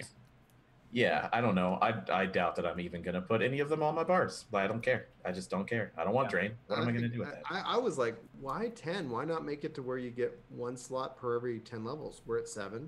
So at 70, you give them 7. You're at 60, you get 6. You're at 50, like they just said, here's 5 and it stops at 50. But I'm like, I can hit level 70. And so when they said this, I was like, okay, 10. It was why not? It was probably easier just to go, you have 10 abilities and you can only use 5. Well, now you can use 10 all the time. All we have to do is change one number. They're not probably looked at it and they're like, there's abilities. They know there's garbage abilities in there. They're not synced. When you go into sync content, you're gonna have all 10 abilities, whether you're level 16 or whatever.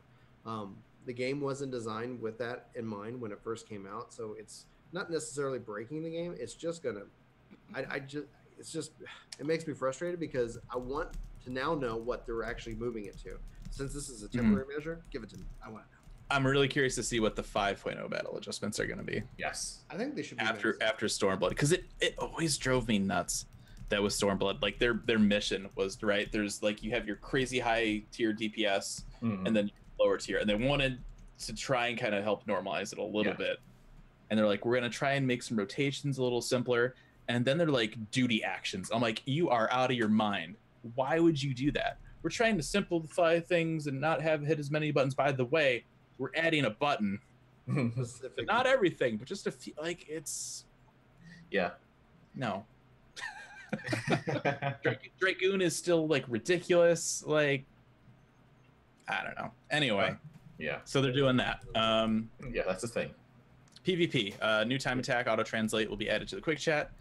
And PvP-specific HUD layouts will be able to be adjusted at the Wolves Den. Thank goodness. That's actually a great change. I like that a lot. I always hate, like, if I want to go to the Wolves Den to, like, look at, like, random armor or something from a vendor, because I don't do a lot of PvP, it is always super annoying when I go in there and it switches all my hotbar crap. Because, like, I basically remade, like, the old, like, micro menu, right? I have all these things, teleports down there. When I go into the Wolves Den, all that crap is gone.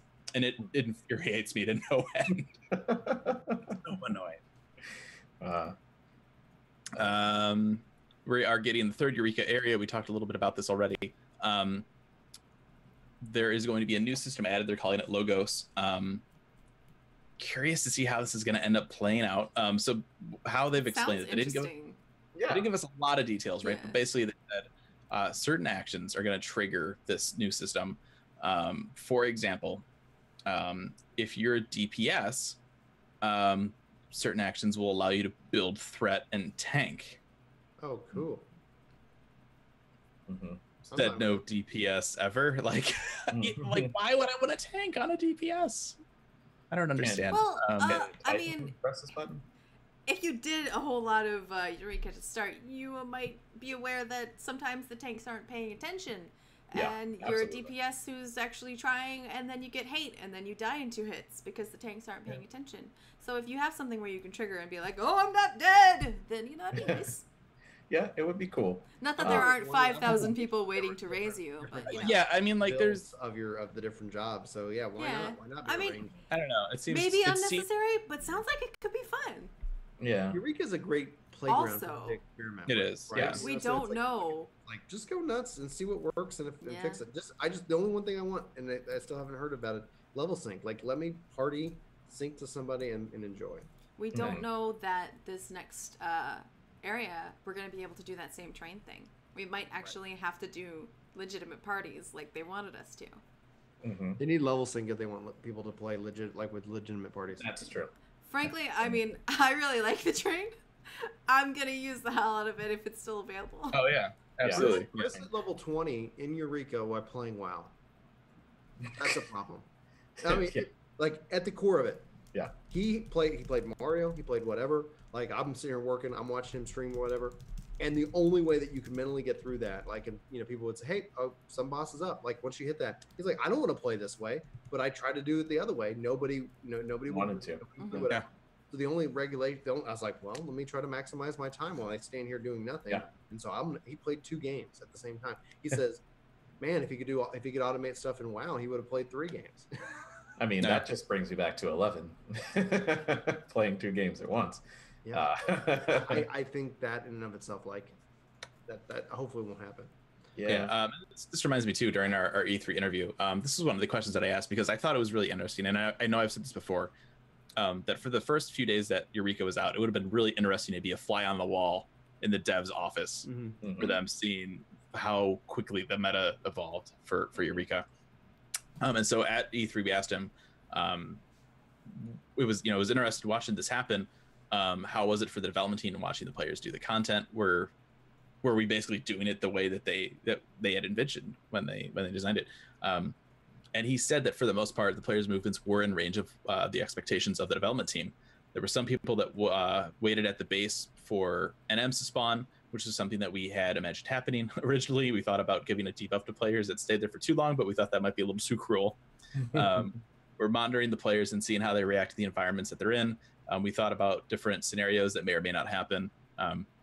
With the upcoming Pagos content, we've observed player behavior and tried to implement elements that will take that into consideration as we develop and create mechanics associated with that. So we look forward to seeing players strategizing and coming up with their own rules as to how they're going to observe monster spawns and the conditions to spawn them. Yeah, that to me sounds like they're trying to do more than just, hey, you just kill stuff and it shows up.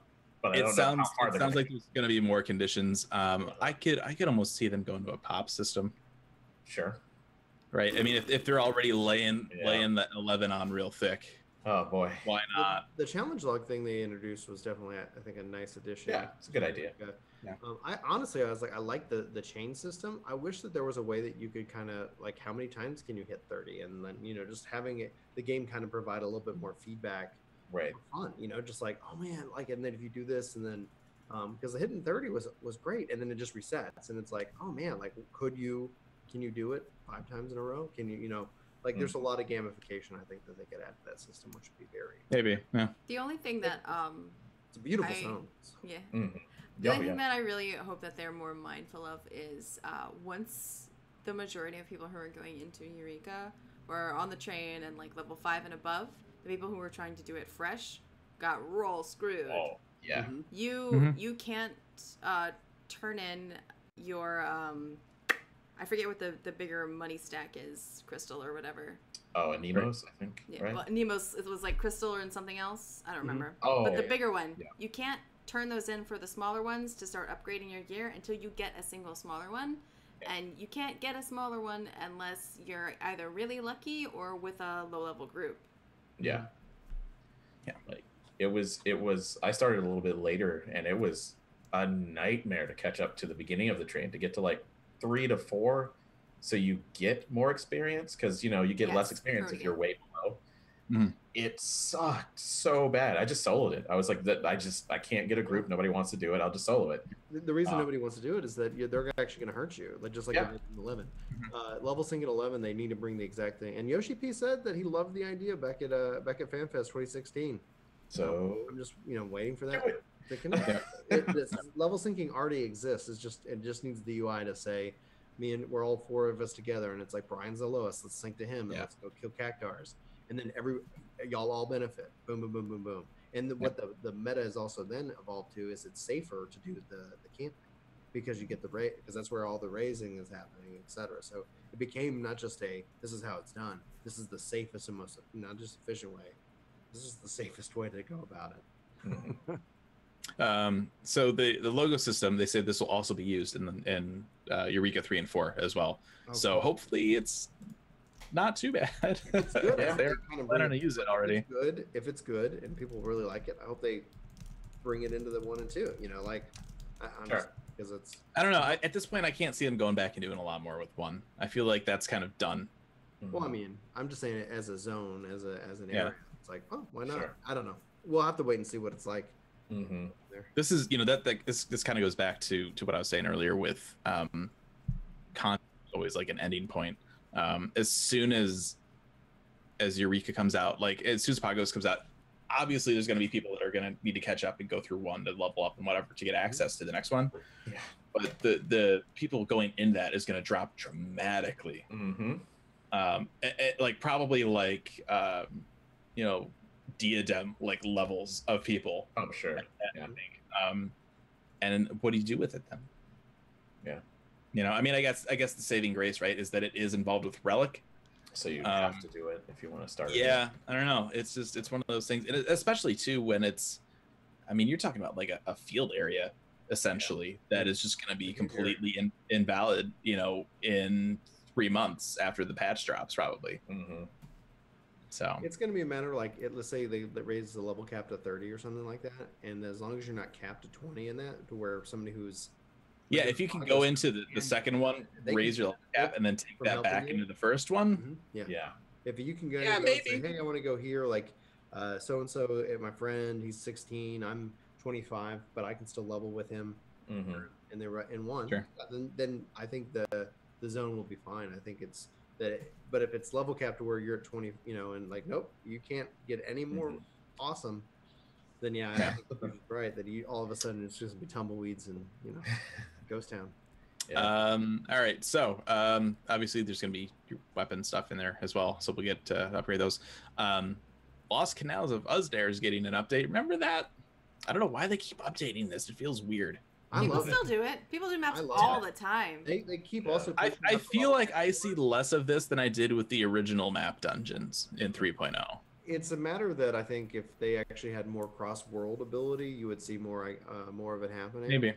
Maybe it's just for people I'm hanging out with now, but people are like always doing maps. I can go do a whole night just of maps after maps after maps, and it's a lot of fun. But it takes a little bit of organization because it's like sure. Okay. Yeah, I feel like in the Party Finder as much as I did during 3.0. Sure. Well, there's also other content it's competing for. Oh, sure. Relic, sure. So new dungeon experience for the Lost Canals. I'll say at random the party will be directed into an entirely new experience, whatever that means. They didn't say. The best updates they do though is that they like with 2.4.2 they increase the difficulty of it. So it's not like here it is at 310. No, it's like now it's at 70, and then the next one it should be at the highest level. So it's always adding that challenge with the randomness, which is So we'll see what the new experience is. Maybe you go down one of the slides and now you're on a game show. Stacking maps would be a huge help. Oh sure, yeah, that'd be nice. Yeah. New crafting recipe. My mail. I would mail them to my alt. I did that too. And then I would mail it back. And now my account it can't pick up any more mail because it's full of maps. We'll have new crafting recipes. We'll have new fishing holes to the Doman Enclave. Okay, cool. There's water there. Why not? Cool.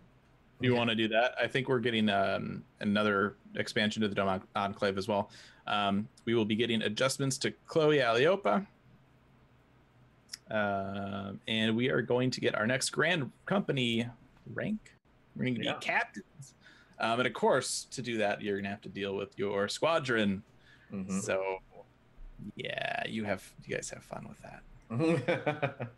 Not Not a doing fan. it. Take my squad with me outside. I will do it, but I Don't you probably want to won't. be a captain? I do, but I'm not a fan of the squadron system. Me neither. I wish To I be could fair. take them with me. I wish I could take Yeah, them I with just- me. Give me the I don't know. gambit system. Give me the gambit system. Let me go do fates with these bad Like boys. it's not exciting to me, Yeah. and it totally makes when they add the glamours, it totally makes my cool special NPCs that I tried to get like totally like not even cool anymore. That's the real reason you're upset. Probably over me not having as much fun with it but I still feel like that second part is relevant. It's not my It'd be thing. also nice if I we know could some people interact- that are it'd be into also it. nice if we could interact with this outside of our main city state. Yeah, it would be 'Cause cool. It's like, oh, Mhm. like it would be cool if there was a way to do it in Kugane, the way we could do it. And I think they're going to be pushing grand companies a lot harder with They have 5.0. lore They have wise, to. you got who's Yeah. going to stand against the Guardians? It's like the Exactly. That's where we got to go, and that's Yeah. The back to warrior the- flight. And watch they tie that into Conquest at 5.0. Yeah, if you're not a captain, you can't. I would You love just it. be I your would love it. chest. I did. Okay. Yes, that did happen. All right, just making sure.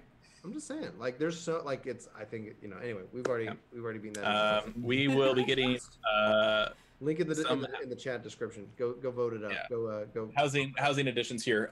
We're getting mannequins finally, which is really cool. I've been talking Um, about this for a while. They have Yeah. some Interestingly weird enough- functions, though. Right? Yeah, I was really surprised to see this. So, a gear on a mannequin, you can sell it as a bundle. I like it.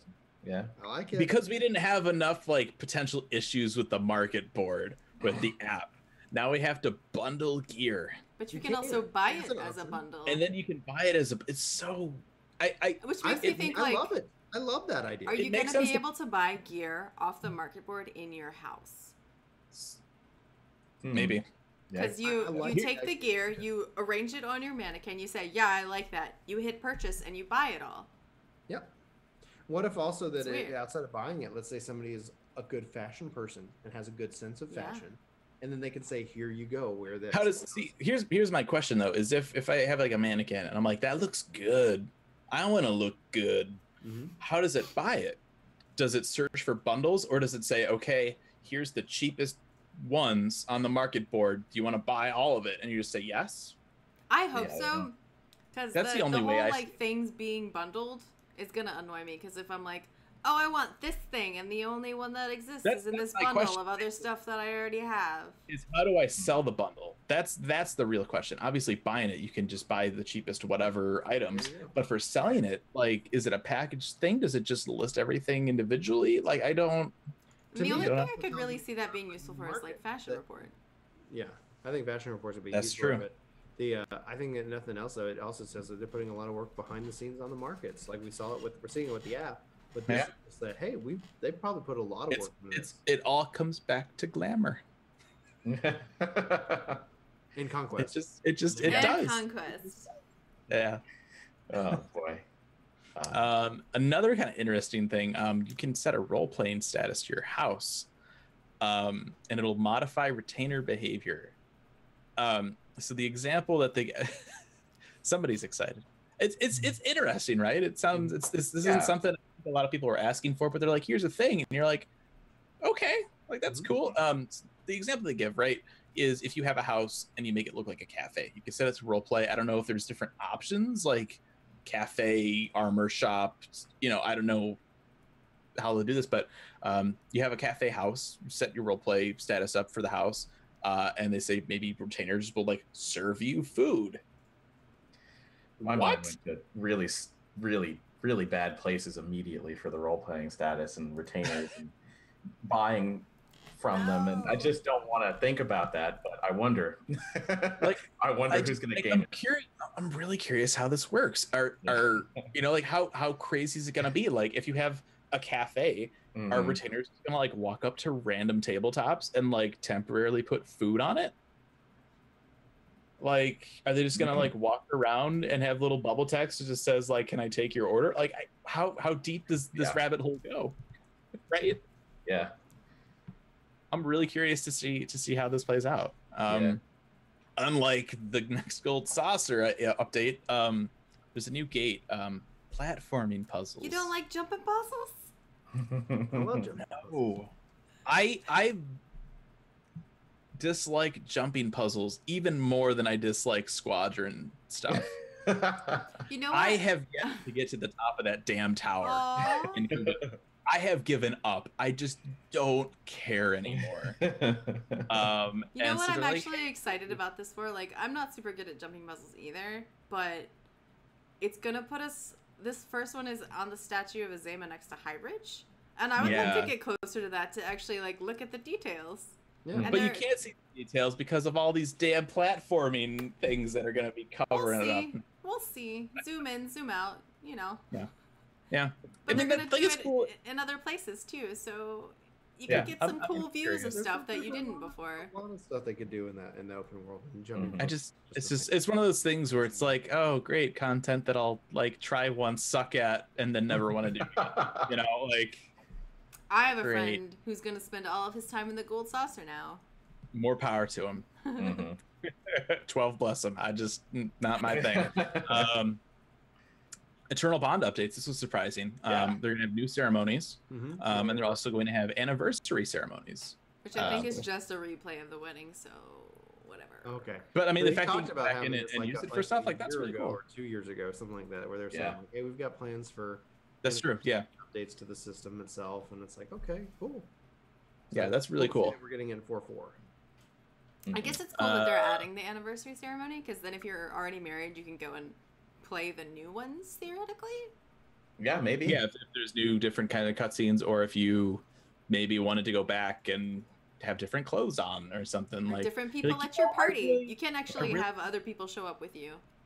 I really wanted to get bonded dressed as a snowman. If we could just go back, you can get the reindeer costume. I'll get the snowman. It'll be great. I mean, what monster didn't do the one where you float or whatever? The Moogle one, I guess, is the one that you float in, like, I don't know. Oh, okay, that monster. I did the one where you drink, son. Oh, that I don't know what there are. I just didn't know that was.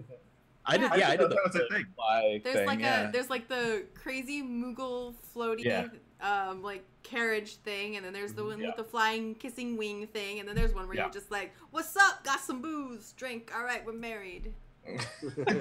I did that one. Nice. I'm gonna have She doesn't fun in remember Vegas. much after that, but Yeah. new tombstone. Duh. Crystal Duh. Tower requirement buys. They're going to get rid of the fate requirement to unlock Crystal Tower. My question, though, obviously this is a big quality of life change, but why now? One of the things we know, if you guys have finished the Crystal Tower storyline, is there's that cutscene right at the end where Nail has he has his little dragon radar that he throws into the pit, and you just hear beep. Say nail. I did say Nail. Holy crap, I did. Nero, the guy that's still alive. Yes. And so obviously a lot of people were like, "Oh, Eureka! It's gonna be Eureka." Well, it's not Eureka, but Yoshida did tell us that they are gonna go back and explain what was going on down there. So are they getting ready to do that? And they're thinking maybe people that haven't done the Crystal Tower are gonna want to go back and do it, and that requirement is ridiculous now, or is this just like it's been a few years, let's just get rid of it, like. Well, like that alt static that my friends and I just started up. One of their alts was pretty new, and they hadn't cleared up through Crystal Tower, so we had to go and I mean, sit and wait for the fates. I could easily see new players coming in totally miss that kind of thing. Oh yeah, going through and trying to unlock stuff, they could totally just be like, Crystal Tower, that's a thing. Like, so who knows? Let's see. Why can't I do this alliance roulette? Right. Duty recorder duties will be increased. Features revised. Yeah. I hope it means that there Like are more things that you can record, because it was like there's like 2 now, right? It's like, oh, this is gonna be awesome, and then it's like, oh, for one piece of content. Yeah. And then it's like, oh, okay. They're also adjusting G pose. That was up there. Did I skip? Oh, it was a little fur. G pose is getting updates as well. So minion actions, players walking and running motions are added. You'll be able to lock the time and the weather, which is great. That was, I know a lot of people had issues with that. And we'll get some new screen effects as well for that. Cool. Thanks. And the unending journey features are going to be expanded. So when you go back and view scenes, you can actually pick the dialogue choices now. I didn't know you could. I didn't either. Okay. I thought you could, but there you go. They're fixing it so great. And now here's the big one. Configuration data will now be saved to the server, meaning that you don't have to back up your own data in PC. Yes. And I like that additional note. the dream. Right. So okay. And I've mentioned this before, right? Battle challenges. At PAX, E3, FanFest. Yeah. It's not the fight that's hard. It's getting a workable UI and hotbar established. Yeah. That's always the issue. Imagine if at this FanFest we can log in. So here's the thing. We won't be able to log in with our characters. I know. That's not going to be a thing. But God, if I could open up a window, log in to verify who I am and pull my hotbar data. Mm-hmm. Yeah. I feel like it's not going to be a thing, right? Like, I'm not saying that this is happening, but that would be nice. Yeah. That would be It would be so nice to be able, because it's on the server now. Like, let me just access that somehow. Yep.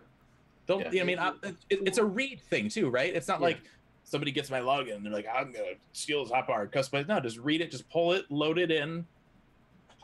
There you go. Imagine if it was something to do with your badge, where it's like you configure it, and then you just go scan it at any PC. That's getting way too into this. Now it's on the server. Just let me pull it. Yeah, I'm with you. I think that's what I'm saying. Like, if with the FanFest being 2 months later, how awesome would it be to be like, prep your hot bars for FanFest ahead of time and just load it on like that. Oh my gosh, it would save so much time. If nothing else, and you're going to FanFest, take a picture of your hot bars. Yep. You're gonna need it. Yeah. I would like to add one thing here. Okay. Before this patch drops, back it up. Back it up.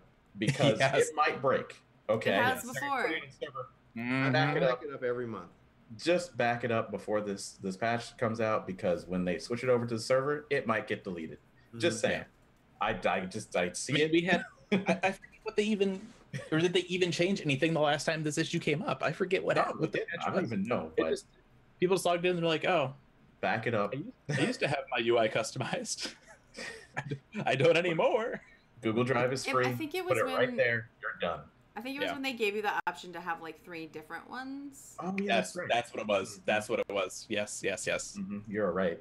Yeah, back it up, please. All right, last bit here. We've gone on for a while here. Monster Hunter collaboration. We've known about this since E3. We haven't had a show since E3. So we are getting a Monster Hunter World collaboration with Final Fantasy 14. Nobody saw this coming. Meanwhile, Noctis is sitting over there like, what the hell, guys? Yeah, like, what are they going for? Honestly, better choice. I don't disagree. Because I like said Monster that, Hunter. I haven't played either of them, but I am more excited about playing Monster Hunter than. Yeah. So also too, since E3, Monster Hunter World has been announced for PC. Yeah. We knew it was out on PC. We finally got the date. And that is August 9th. August 9th. I was trying to find the date we reported on. Yes, August 9th. It'll be available Steam for PC. The event schedule is going to be different than that on the consoles. So that's something to keep in mind. However, of important note for this, right? Both of these events, the Monster Hunter event in 14 and the 14 event in Monster Hunter, will be there forever. Seemingly, like the Garo stuff in PvP. I think it's just going to be there for, like, they promised the Monster Hunter stuff. So yeah. So no worries. It's not like, because my problem, right? I have it on console, and I'm like, this would be kind of cool to play, but I'm like way behind. But I know PC's coming out. I know a few friends that are looking to get it on PC. And I'm like, oh, it'd be really cool to play. But like, when are we getting the 14 thing on it? Like, whenever it launches, because it'll probably be a staggered release for PC. I believe so, yeah. But we will get it. And once it's out, it'll be there forever. So great. I'll still be able to play it with my friends and experience it. So great. So for 14, we are going to fight the Rathalos, which is the big dragon from Monster Hunter, in the trial, the Great Hunt. So this is going to be really weird for people that haven't played Monster Hunter.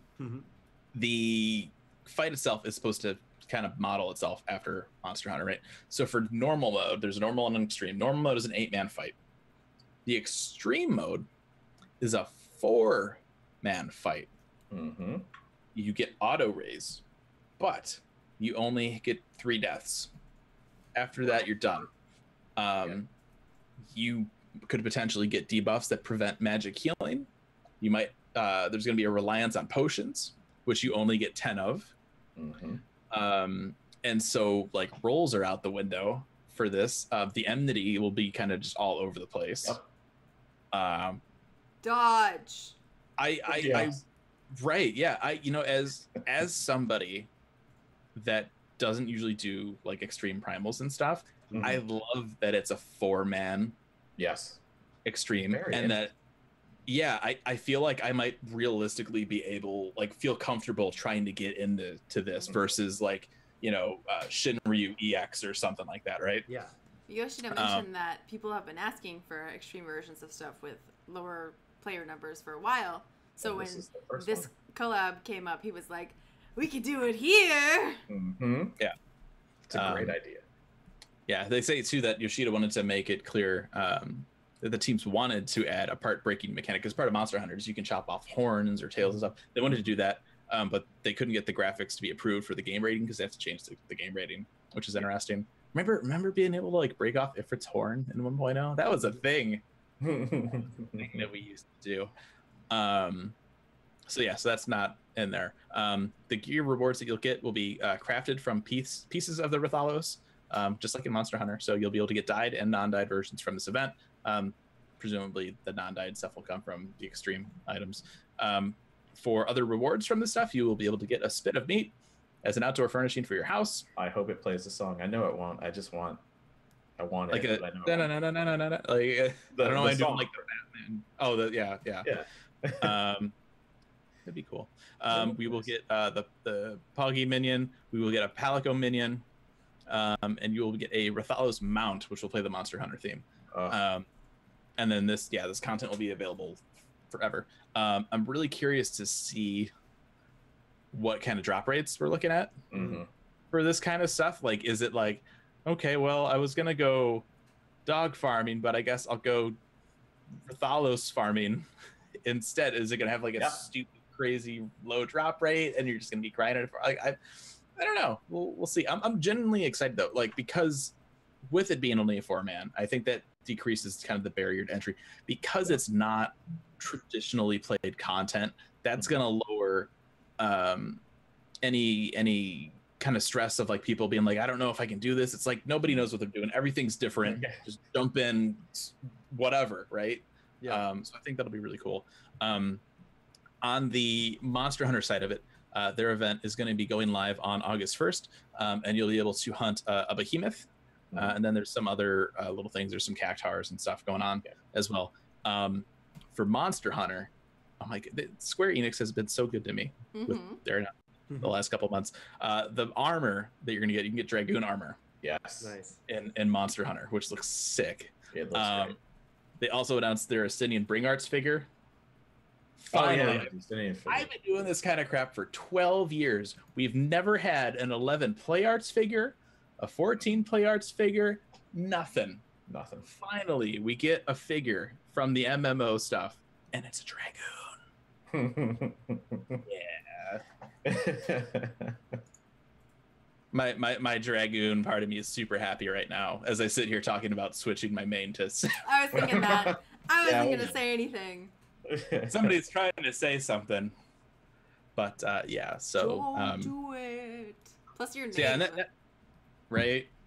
I always make fun of those people. He's like, super awesome warrior guy. I'm like, but you're like on monk or on white mage. I'm gonna be one of those people. My license plate is definitely Zenbard, so I can't change my job either. I'm a Dragoon at. I'm a Dragoon at heart.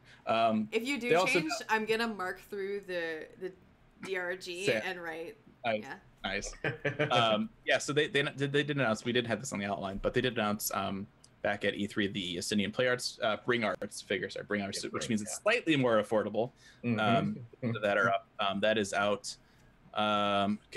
They charge people for it already. I don't think they were supposed to do that yet. Yeah. I think the date on the Square page still says like January. So it's a long way. That one. Spriggan, they do have a plush Spriggan that's coming out with a plush Spriggan furniture item that is out any day now. It's supposed to be the end of July. Yeah. So if you ordered one, keep an eye out for that. They've also got, they are doing in Japan, they've got some jewelry that they're doing. They are also coming out with the Encyclopedia Eorzea, Part 2. Part. Yes. Part 2. My outline has Not about only- 5,000 exclamation points. Is Yep. it Not like only new are we content, getting a or is second it, book. like, just a like, hey, we fixed Not it. only are we getting a second book, it is all about the East. So it's like all the Hingashi stuff, Othard, it's all that stuff. And it's going to be at FanFest. Mm-hmm. Yeah. So rush those pre-order merch queues on the website. Immediately. Yeah. As a note too, there was an interview that somebody had brought up to me. I think this was earlier this month. This was over on Fandom. They talked to on July 5th by Jeremy Ray over at Fandom. They talked to Koji about localization and lore for Stormblood. And in this, they asked him, "Will there be a Stormblood lore book anytime soon?" And Koji's answer, and I quote, "Excellent question," in all caps. "There's certainly enough lore laying around to fill another 300 pages or so." Mm-hmm. Odd that he just had that number. Yeah, just ready. Right? So, yeah, I mean, we could be looking at, I mean, because the first one was around that, Yeah, I want to so. say. So, man, to pull out another lore, that's awesome. That's awesome. This rolls to get it. The in-game item that we get from that is Matoya's hat, which, Yeah. Hold up. like, Hold up. okay. Yeah. That's not the last page. It's pretty much the last page. 303. Oh, wow. Okay, yeah. So there you go. So another, yeah. So there you go. Yeah. So maybe that's not confirmation, obviously, but How big it is, but yeah, that's probably. awesome. That's awesome. And we had talked about this too when Anonymous talked to John Crow and Natsuichi Kobo at PAX as well. He had talked about brought up the idea of another lore book. And this is something that we knew it was coming. I think Yoshida mentioned it, that oh yeah, another lore book, just like it's nothing. Oh yeah. It was so successful that they can't not. Could they? I don't. But know they don't get extra time, or at least on the first one they didn't get extra time. They do did it. it with their free time. Correct. Yeah, that's the thing is they're not getting crazy amounts of extra time to do this stuff. It's okay, so we have this expansion coming out. We need you for. There's also these patches. Oh, you want to do a lore book? Okay, go for it. Go for Also, it. still get this other stuff done. Yeah. The work is still there. So, yeah. So then, what else is going on at the Eorzea Cafe? So at E3 at the booth, they had some really cool new job artwork that was hanging around the booth, which is I love that. I wish they would sell the banners they had as wall scrolls, job wall scrolls. Yeah. The machinist one especially, as somebody that wants to love machinist. Machinist is the worst job. Well, As somebody that wants to love machinist, there we go. the artwork for the machinist one I thought was really cool. So, but if you are in Japan and you go to the Eorzea cafes, you can get the acrylic stands with that artwork on it. If with you buy your a million foods. Yeah, with your stamp points and stuff that you get. So that's cool. The math to get all of them is 150 food items. Mhm. Hope you're hungry. It's so for those that don't know, because I'm sure a lot of people have no idea how this cafe stuff works. When you go, you get stamps when you order stuff. If you get you order a drink, you get a coaster. That's the thing, right? But then if you get a certain amount of stamps or points, you can use them to redeem. They'll have for a while, it's been basically the coasters, but instead of a coaster, they're on a stone kind of thing. It's a much nicer kind of a thing. And so now they have the acrylic artwork for that. So that's really cool. I'm super jealous of everybody in Japan that has access to that stuff. Theme restaurants are adorable. They are. We are getting another 14-hour broadcast coming up Friday, August 31st at 8 p.m. Pacific for the 5th anniversary of 2.0. Yeah. It always bugs me that they don't include 1.0 in this. always, it's just, I'm like, but it's They been. don't want to think about it. They're sweeping No, it under the rug. I guess. Did y'all read something where they're also going to kind of talk about the next 5 years, or they're going to talk about kind of the future of the MMO? Like I remember. I think they just kind of said like, "Yay, Yeah. 5 years! We're gonna at least do 5 more! Yay!" And that was pretty much it. My hope is that's like almost to where it's like we really are in a spot where we don't really know what's coming. Where before, like with 2.0 and even 3.0, there was a lot that was communicated. We're building this. We're building this. We're building this. So there's always something like, oh yeah. Well, I think a lot of it right now is just, there's a lot of uncertainty in terms of where we are going within the world, right? Because this whole time it's like 2.0, okay, we're out, cool. We should like go to Ishgard. Remember Ishgard? That was like we could see it, but we couldn't go in. 3.0, hey Ishgard, okay, great. Man, now if we could only go to Alamigo. 4.0, oh hey Alamigo, great. Man, you know, it'd be cool like to go to like Garlemald, right? We've been talking about Garlemald forever. 5.0, oh hey Garlemald, like, and now it's like 6.0, and you're like, Mericidia. like a new world. Time for a different continent. Yeah, I feel like 6.0 will be Mericidia, 7.0 would be like New World. The new world, yeah. But I mean, yeah. So, and then of course, you know, within that you have Old Charlene, you have Thavnir, that they could somewhere sprinkle that in. The moon. Yeah, the moon. I mean, They've done it before. yeah. We could we could leave an annoying character out in space forever. Yeah. Like see in 11, that endgame area that was on the moon. So there you go. Yeah. That was a fun little reveal. Oh hey, look at that, the moon. They are doing a best of album, so you can vote right now. Your top 10 picks for out of all the main albums from Final Fantasy 14. So that's hard. I don't know if top 10, like Heaven's Word is the top, not Dragon's Song, but Heaven's Word. Like that would be at the top of my list, I think, for sure. But yeah, no, the other ones. Gamescom is coming up Tuesday, August 21st to Saturday, August 25th. There will be a battle challenge. I don't think we know what it is yet. It's probably going to be probably Byakuya, right? Or Tsukuyomi is my guess. The Eorzean Symphony in Dortmund, Germany, August 24th, 25th. That's the last one. That's it. We talked to Soken. There are plans to do any more. This is it for this Eorzean Symphony tour. So 2 more in Germany, and we're done. So yeah, I don't know if you can still get tickets for that or not. If you can, you should totally do it. Yeah. It was a lot of fun. I think that's everything. Tickets for the Paris Fanfest, I think, are supposed to be going up any day now. So if you are in Europe and want to go to that, I'm sure you already know. So there you go. I think that is everything. Yeah. Does anybody have anything else? Anybody at all? Nah. Bueller? Bueller? Okay. So that will do it for this episode of Aetheryte Radio. Thank you for tuning in.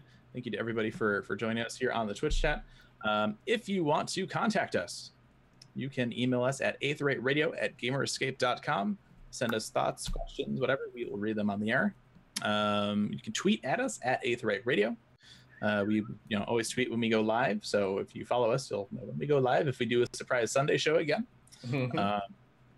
also you can join us in the Gamerescape Discord, discord.gg/Gamerescape, and chat with us whenever. And that'll do it for this episode. Thank you for tuning in, and we'll see you guys next time. Goodbye.